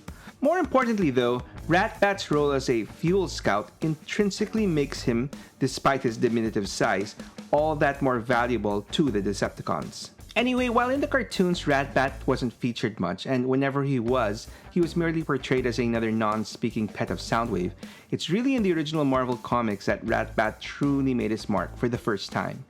In the comics, Ratbat was one of the many Decepticons left on Cybertron, where he gained the rank of Decepticon Auditor. Seeing that the whole conflict on Earth was proving too taxing energy-wise, Ratbat contacts Shockwave, who at the time was leading the Decepticons on Earth, and calls him out, threatening to completely shut down the most energy-draining machine in their arsenal, the Space Bridge, for good. Of course, Shockwave blames everything on the Autobots and convinces Ratbat to use the bridge one more time and port over the deadliest Decepticon on their team, the gigantic Trypticon, right at the Autobots' doorstep to destroy them once and for all. So as the story goes, Trypticon comes a-knockin', and fortunately for the Autobots, Grimlock leads his fellow Dinobots in repelling his attack. And while the Dinobots don't outright defeat Trypticon, they manage to cause him to expend enough energy way beyond Ratbat's comfort level, causing him to promptly call Trypticon back to Cybertron. Incidentally, it was this victory that finally convinced the Autobots to officially promote Grimlock as their leader, replacing Optimus Prime, who had died a few issues prior. Apparently, installing Grimlock as the new Autobot leader was just the first part of writer Bob Budiansky's plan to shake things up and give both warring factions new but rather unconventional leaders. It wasn't long before Ratbat decided to make the trip to Earth to monitor Shockwave's energy expenditures more closely and logically take over as leader of the Decepticons when the purple one-eyed dude eventually kicked the bucket. Now, while Grimlock's tenure as Autobot leader didn't turn out as the good guys had hoped, with the Dinobots staying true to his alt mode's name turning into a tyrant king with a literally custom-fashioned crown, Ratbat apparently turned out to be the opposite for the Decepticons, as he was quite the successful leader who, while not being successful outright at defeating the Autobots, came pretty damn close with all his out-of-the-box schemes, most notable of which was his car wash of doom. So Ratbat takes control of industrialist GB Blackrock's mind and has himself franchises of wash and roll car washes, which turn out to be equipped with specialized strobe lights that literally wash the brains of car owners who drive their vehicles through the wash. After said wash, the helpless hypnotized drivers then proceed to a Decepticon secret facility to empty out their fuel tanks, earning Ratbat and company some much needed fuel for Energon with no one none the wiser. Perfect plan. Until the Autobot human ally Buster Witwicky follows his hypnotized girlfriend Jessie to the Decepticon facility where he manages to foil Ratbat's plan by causing his own impromptu light show, freeing Blackrock and all the hypnotized peeps from Ratbat's control, and together shoo him away with a barrage of hammers, wrenches, and well, whatever else they could get their hands on. Oh, and did I forget to say that in the Marvel Comics, Ratbat is now apparently a giant bat? Just thought it was worth mentioning. Anyway, another one of Ratbat's unique schemes was to create a new Decepticon island base and disguise it as a beach resort called Club Con. Truthfully, this resort was meant to serve as a distraction, as Ratbat's real plan was to have his new combiner team, the Seacons, find two long-lost Autobot cassettes who contained information on the location of a super-powered artifact called the Underbase, which had power that Ratbat naturally wanted for himself. Unfortunately for him, for some unknown reason, he appointed a newly reactivated Starscream as his wingman. And if you know where this is heading, the crafty dude ended up pitting Ratbat against another up-and-coming Decepticon leader, Scorponok, thus opening the door for Starscream to take in the Underbase for himself. This basically led to an ultra-powerful Starscream cleaning house and deactivating a host of Autobots and Decepticons who tried to stop him before he himself, overloaded with the full power of the Underbase, went pop. Anyway, while Ratbat was one of the few bots to survive Starscream's rampage, it was a short-lived victory, as it wasn't long before Scorponok had enough of his batty ass and killed him. It's worth mentioning though that in the IDW series Regeneration 1, which was intended to be a continuation of the original Marvel series, the Autobot Hot Rod gets a vision wherein a resurrected, albeit zombified Ratbat gets his revenge on Buster and Jesse, ultimately killing them by poetically blowing them up in a car wash where they were seeking refuge. Now, whether all of this is actually canon or not is up in the air, but it's nice to know that even in possibly some alternate universe, the Bat got his revenge. Fortunately for Ratbat, later Transformers writers picked up on the highly intelligent little Decepticon and expanded his history a little more.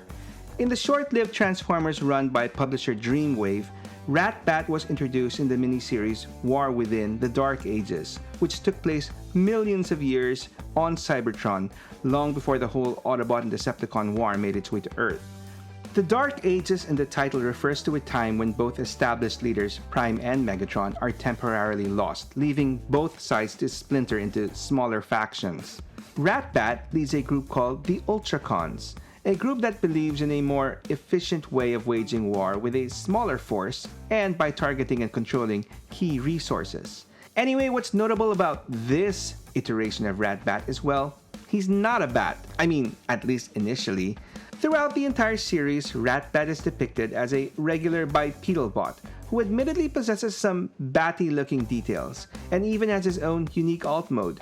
True, in the present day, he is depicted in his iconic bat form. There obviously was a story to tell that led him to changing bodies either willingly or forcibly. If you ask me though, I would think that he figured possessing a smaller form was just a better way for him to expend less energy. But we'll never know, as Dreamwave abruptly ceased operations when they ran out of money and lost the Transformers license. Which then went to IDW, who fortunately took this premise of a pre-Bat Ratbat and fleshed it out even more, giving a proper explanation of how, and more importantly, why Robot Ratbat turned into Bat Ratbat. So in the IDW universe, Ratbat starts off his story as Senator Ratbat, in the days long before the Autobots and Decepticons.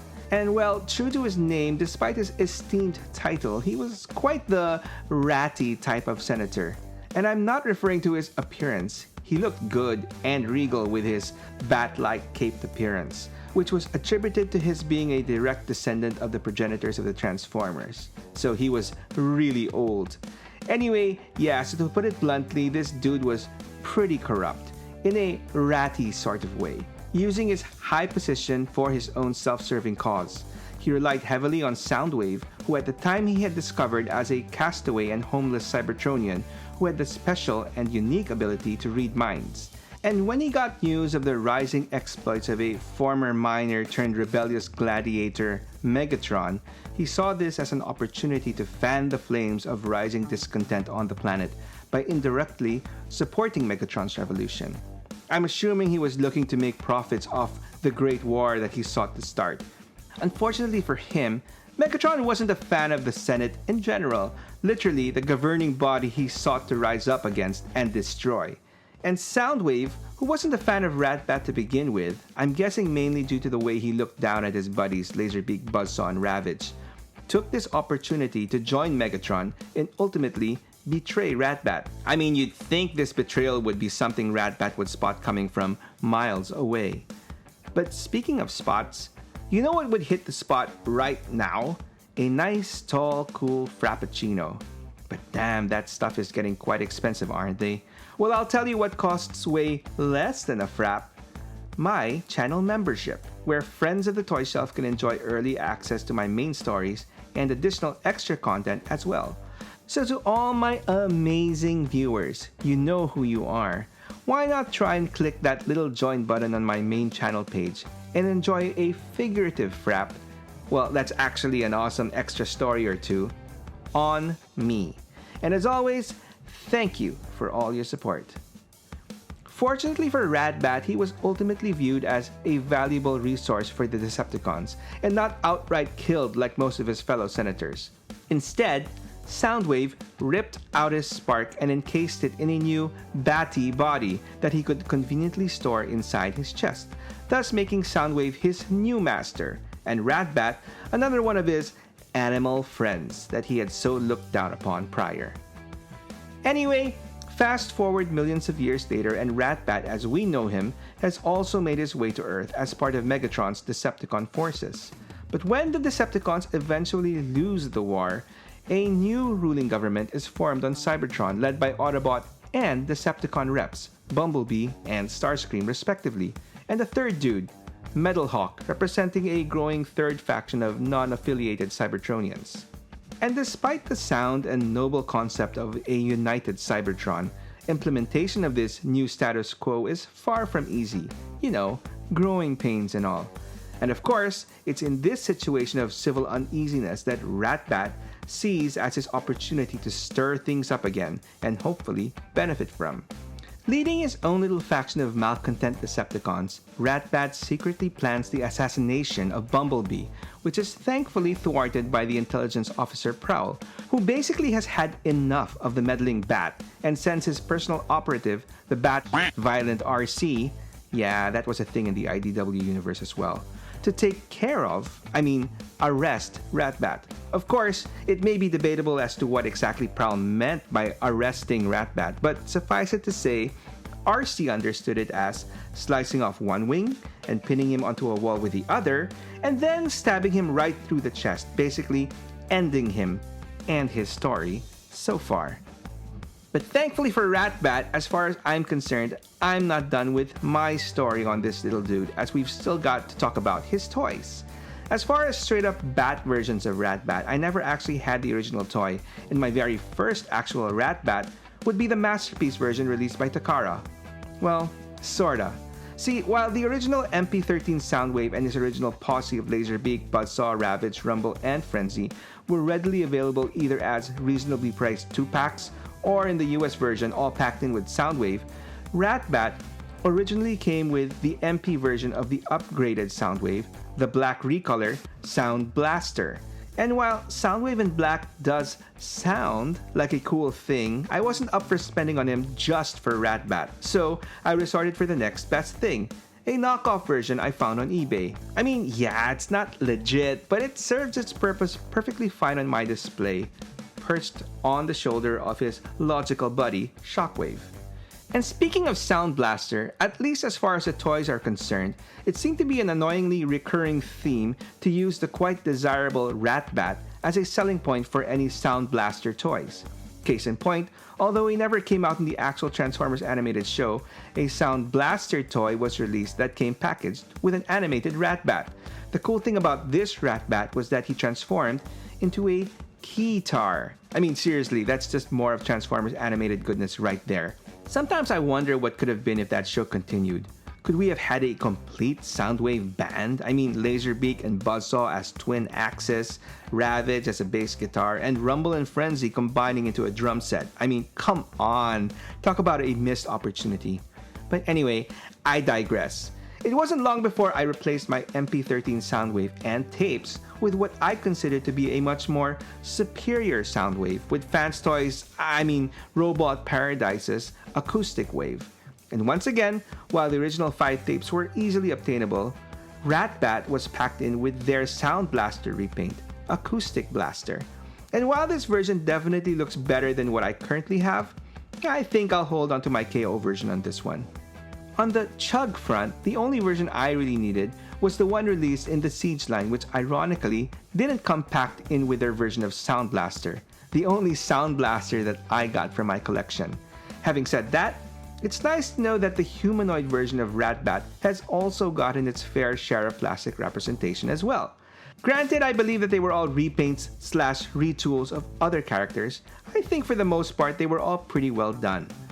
The first was in 2008 with Universe Ratbat, which looked to be directly inspired by the Ultracon Ratbat from Dreamwave's War Within series. And while it would look like a mold made specifically for Ratbat, it was originally made for another character, Sideways from Transformers Cybertron. Or is that Noise Maze from Galaxy Force? Sorry, I wasn't into Transformers at that time, so all I care about is that this mold eventually ended up as a cool version of Ratbat. The next one is probably my favorite of the bunch, and that would be 2013's Generations Ratbat released by Takara Tomy. Sure, it's basically a recolor/retool of Generations Scourge, but I really loved that toy for its engineering and design, and given it transformed into a more stylized, non-surfboard shaped alt mode, this just makes him even more perfect as Ratbat. Plus, with the new Studio Series 86 Scourge in hand, that makes this Generations Ratbat even more unique. It's worth noting that the Studio Series 86 Scourge was also repainted into a more IDW accurate Senator Ratbat, but as cool as that one was, I definitely prefer the Generations version. And finally, if you're into third-party masterpiece-ish Transformers, Mastermind Creations has got your back with their 2019 TFCon exclusive, Ultio, itself a retool of their previously released take on Drift called Aero Alpha. What's cool about Ultio was that it was tweaked even further for the next year's exclusive into another darker bat-inspired character, Vexo Promenon. Definitely a cool idea, but I don't know, I will always prefer the original Transformer Bat's signature purple and black deco. Can you think of one of your favorite albums of all time? I'll give you mine, August and Everything After by the Counting Crows, released way back in 1993. Now, those who are familiar know that this is where many of the Crows' biggest hits are found. Mr. Jones, Round Here, Rain King. But tucked in between those chart toppers are some real gems. Perfect Blue Buildings, Sullivan Street, and of course, Anna Begins. Songs that casual listeners might miss, but for the fans, those are the ones that really make this album special. It's that perfect balance of hits and deep cuts that makes the whole thing work. An amazing listening experience, or you could say, a wave of sound from start to finish. So Soundwave. Everybody loves him, and really, what's there not to love? He's got the coolest voice on Cybertron, an alt mode that's pure nostalgia, and the best gimmick in Transformers history.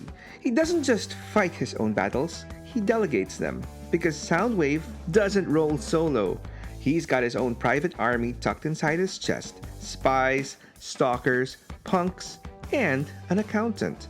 We all know his greatest hits, Laserbeak, Buzzsaw, Ravage, Rumble, Frenzy, and Ratbat, the rock stars of his little lineup. But like any great album, there's more beneath the surface. Hidden tracks, deep cuts, the overlooked tunes that complete the experience. The B-side, the forgotten ones, the weird ones, the ones who might not have topped the charts but definitely deserve a little more airtime. Now, while Soundwave's main cassette operatives specialize in espionage, infiltration, and tactical disruption, the dinosaurs, Overkill and Slugfest, occupy a different niche within his ranks. They are the frontline enforcers, direct, destructive, and intimidating. Their combined presence gives Soundwave a level of physical power his other mini-cassettes lack, allowing him to deploy overwhelming force when subtlety is not required. Overkill transforms into a Tyrannosaurus Rex with a horn. I mean, as if his rows of sharp teeth aren't enough, let's just give him one more pointy thing on his nose. I mean, talk about over, you get the point, which tells you right away what kind of personality he's got. If his name didn't give it away, I guess you could sum up his entire philosophy as, if it's worth doing, it's worth overdoing. He's armed with motion tracking missile launchers, razor-edged jaws, and a temper that tends to outlast his battery life. When he's not fighting, he's bragging about fighting, and when he is fighting, he's probably narrating and recording it. He's one of those Decepticons who doesn't just want to win, he wants to dominate. He's all about proving he's the biggest and baddest, which makes it kind of funny that his transformation system is notoriously unreliable.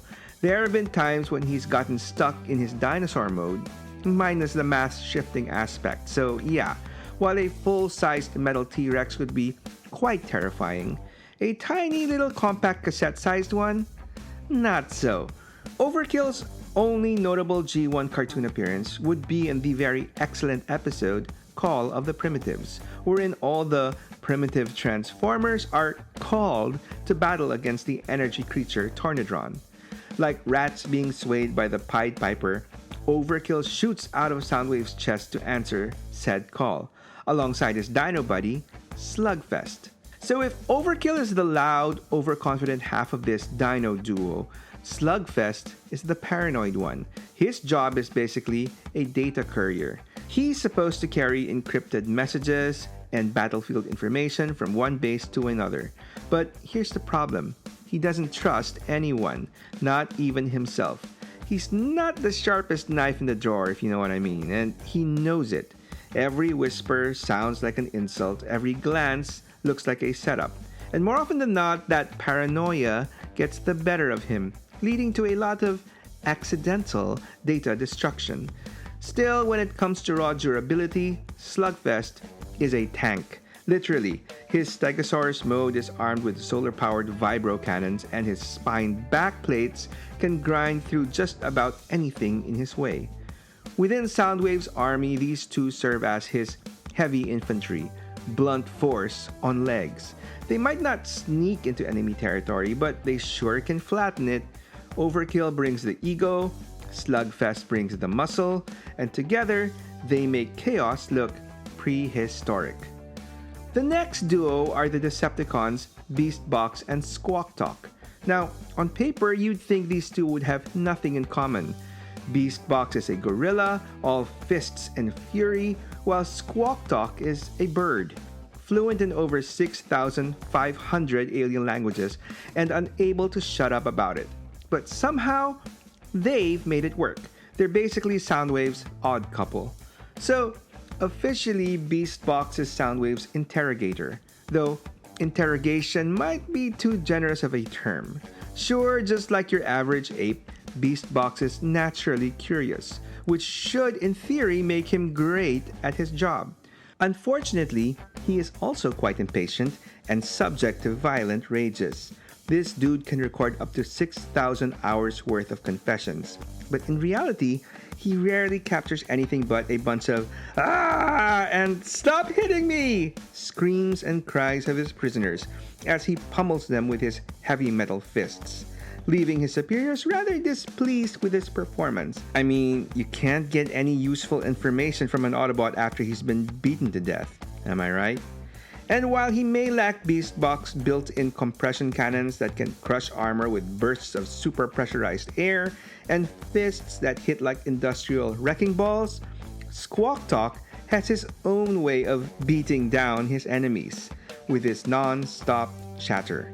Officially, Squawk Talk acts as Soundwave's translator, who, as I mentioned earlier, is capable of decoding or mimicking over 6,500 alien dialects, which in theory, again, makes him rather invaluable.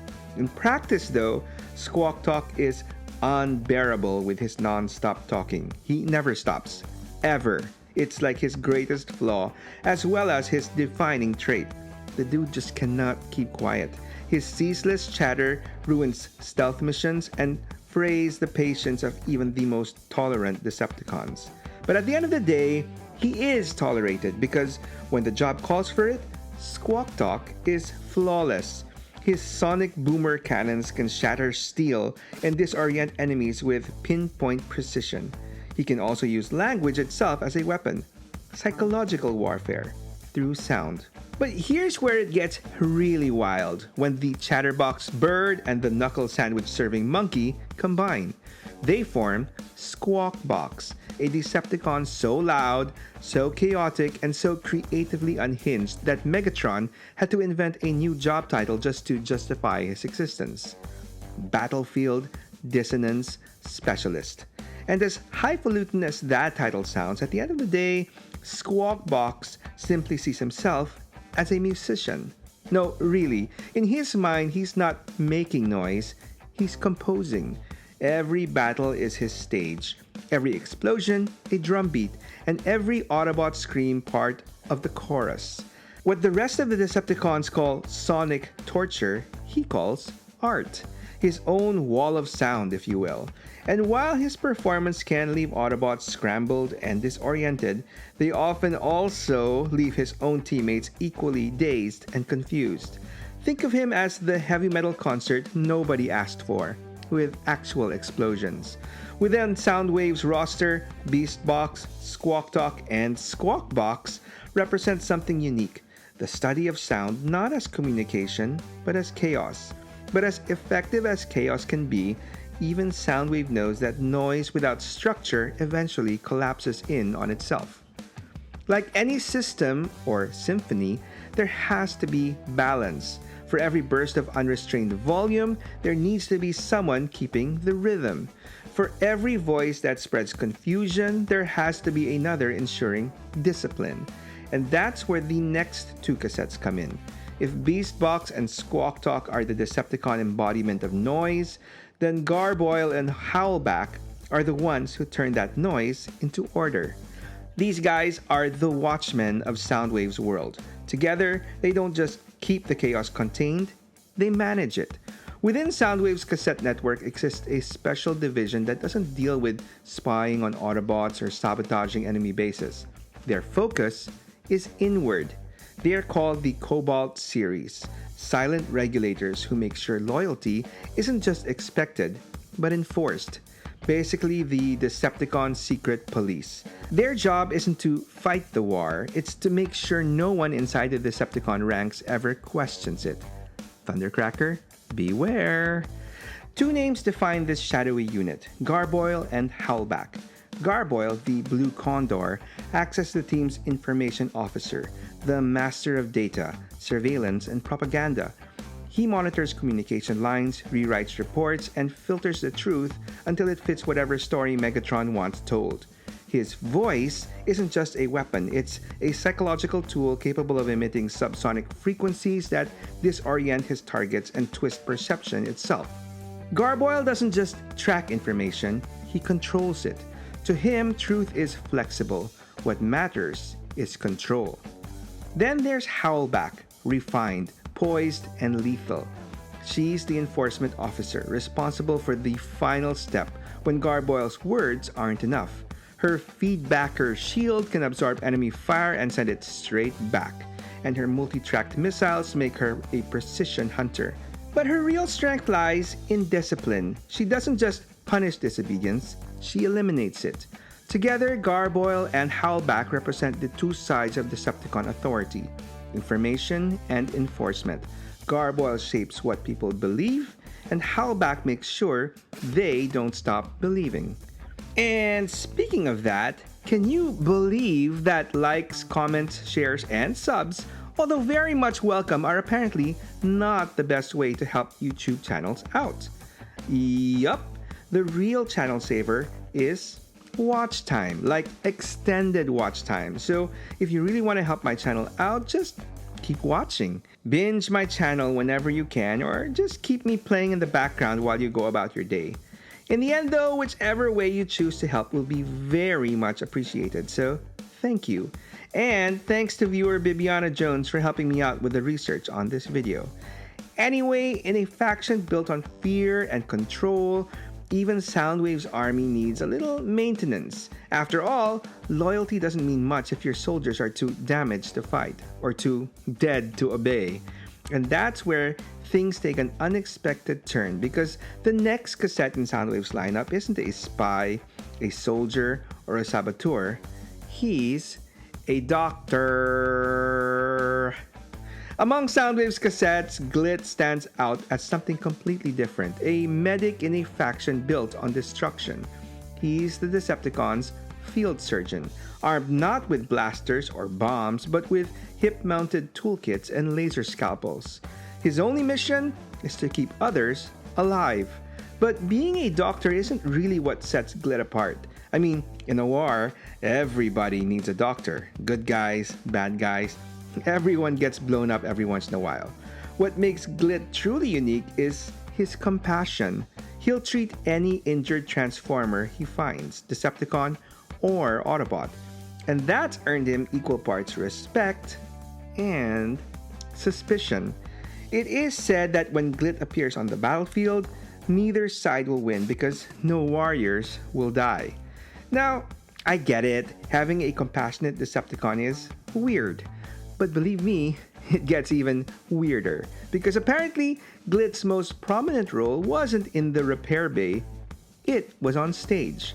Yeah, in one of the weirdest twists in Transformers history, Glit ends up getting drafted into an Autobot Decepticon pop idol group, of all things, the Kiss Players. And as bizarre as that sounds, Glit somehow makes it work. His compassion shines through as he serves as the peacemaker of the group, the one who keeps things in check with his bandmates, Rosanna and Sundor, two Autobots.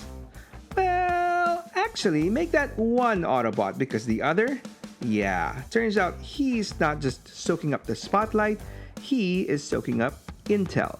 See, Sundor isn't exactly who he says he is. On paper, he's an Autobot flyer, a bright solar-powered condor whose exposure to cosmic radiation supposedly cleansed him of his Decepticon past. That's the story everyone believes, even Blaster bought it.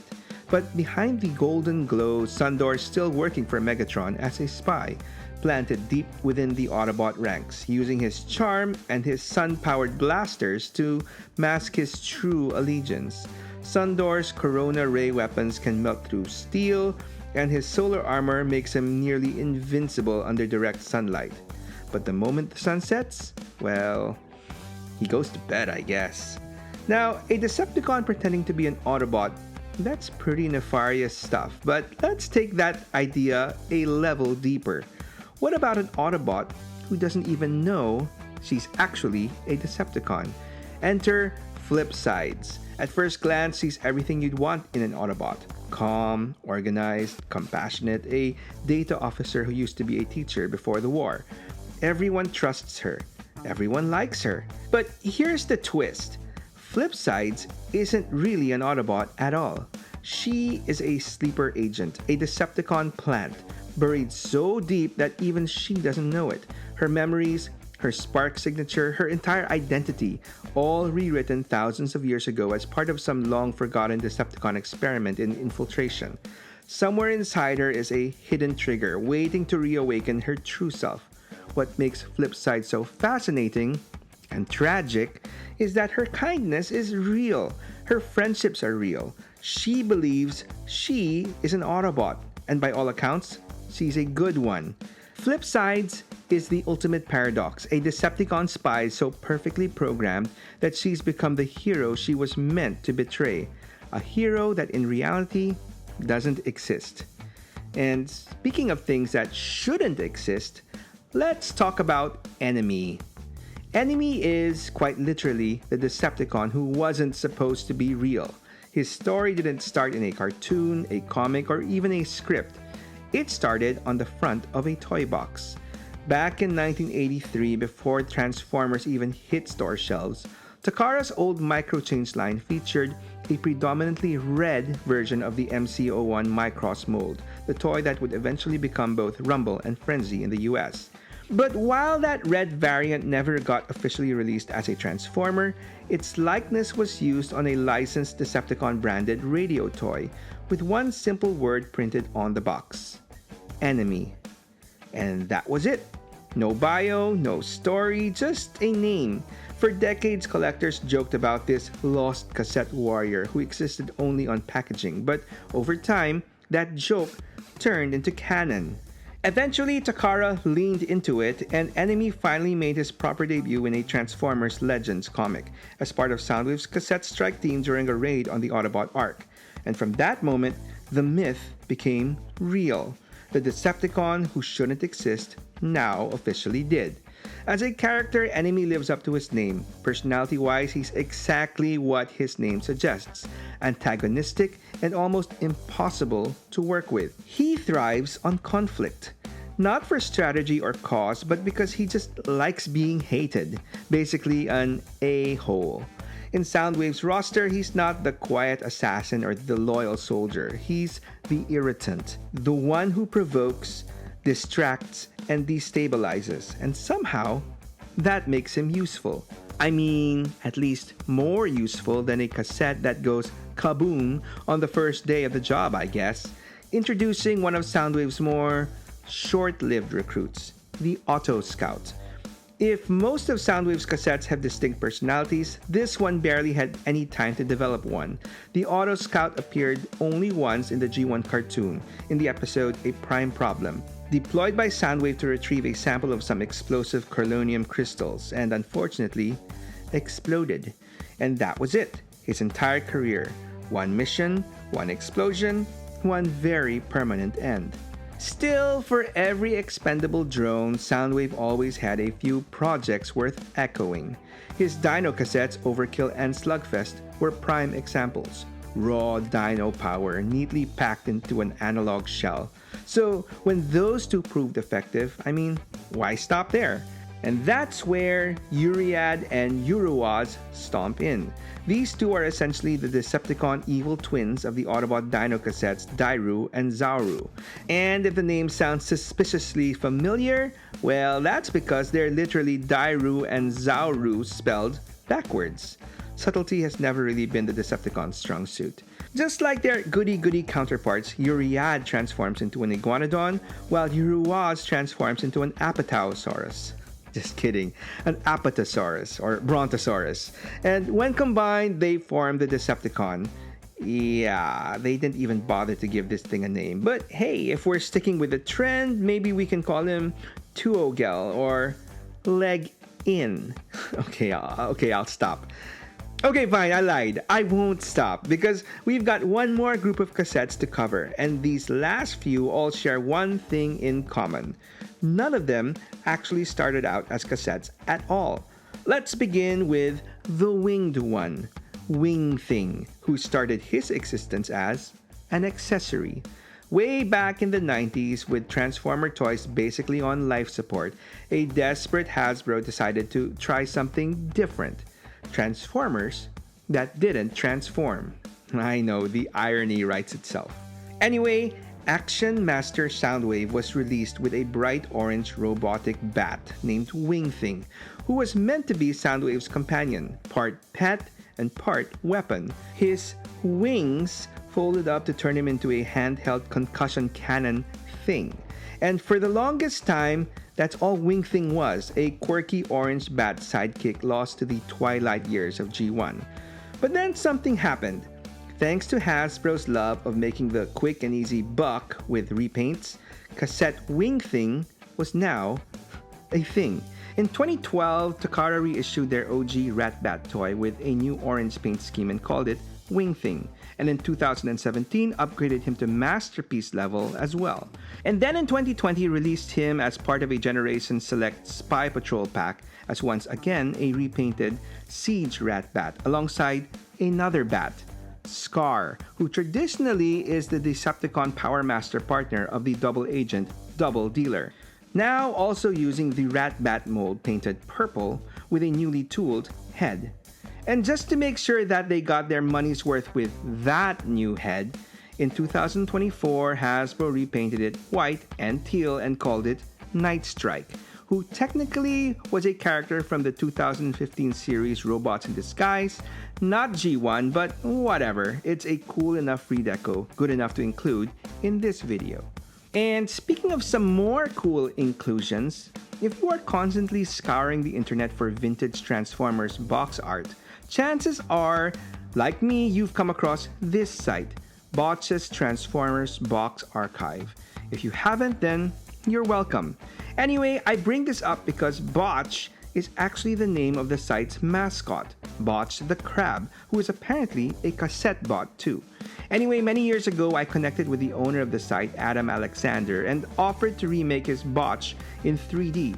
So here he is, alongside his buddies, Bungle and Fuck Up. Anyway, I thought I'd include these dudes as a nice shout out to Mr. Alexander and a thank you for the effort he's gone through the years of archiving all these fantastic pieces of art from our childhood toys. And speaking of toys, since we've already ventured well into toy territory, let's keep going, shall we? Starting with the OG Dinos, Overkill and Slugfest, who were first sold as a 2-pack in 1987. And while that was pretty much it officially for Slugfest, Overkill made not one, but 2 surprise returns to retail shelves. First, in 2008 as a repaint of Classics Grimlock, and then in 2016 as a cute little Titan Master, but now going by the name Overboard. On the unofficial front, in 2014, third-party company KFC gave us decent masterpiece versions of the Dino Duo with their Overslay and Haymaker. And surprisingly, a really obscure and unheard of company, Robot Paradise, actually released much superior versions in 2024. But as small as these dudes were, if you wanted something smaller, Dr. Wu's got your back with their generation-sized versions of Brutality and Slaughter. And while he's with me, Dr. Wu also gave us a cute little version of Beast Box and Squawk Talk, who, like their OG versions, could merge to form Squawk Box, now named Chatter, and who, due to transformation, had a not quite cute ability. Yeah. Please don't touch his birdie. Indeed. Anyway, questionable design ability aside, as far as I know, Chatter is the only modern update, official or unofficial, of Beast Box, Squawk Talk, and Squawk Box, whose OG toys were released way back in 1988.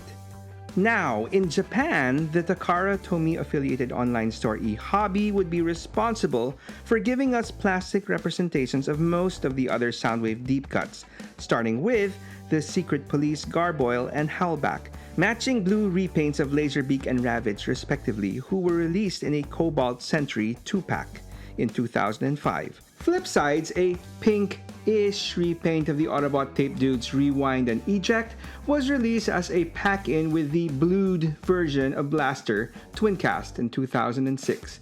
And then in 2007, Glit took the stage with his fellow Kiss Player bandmates Rosanna and Sandor in a Pretty in Pink 3-pack.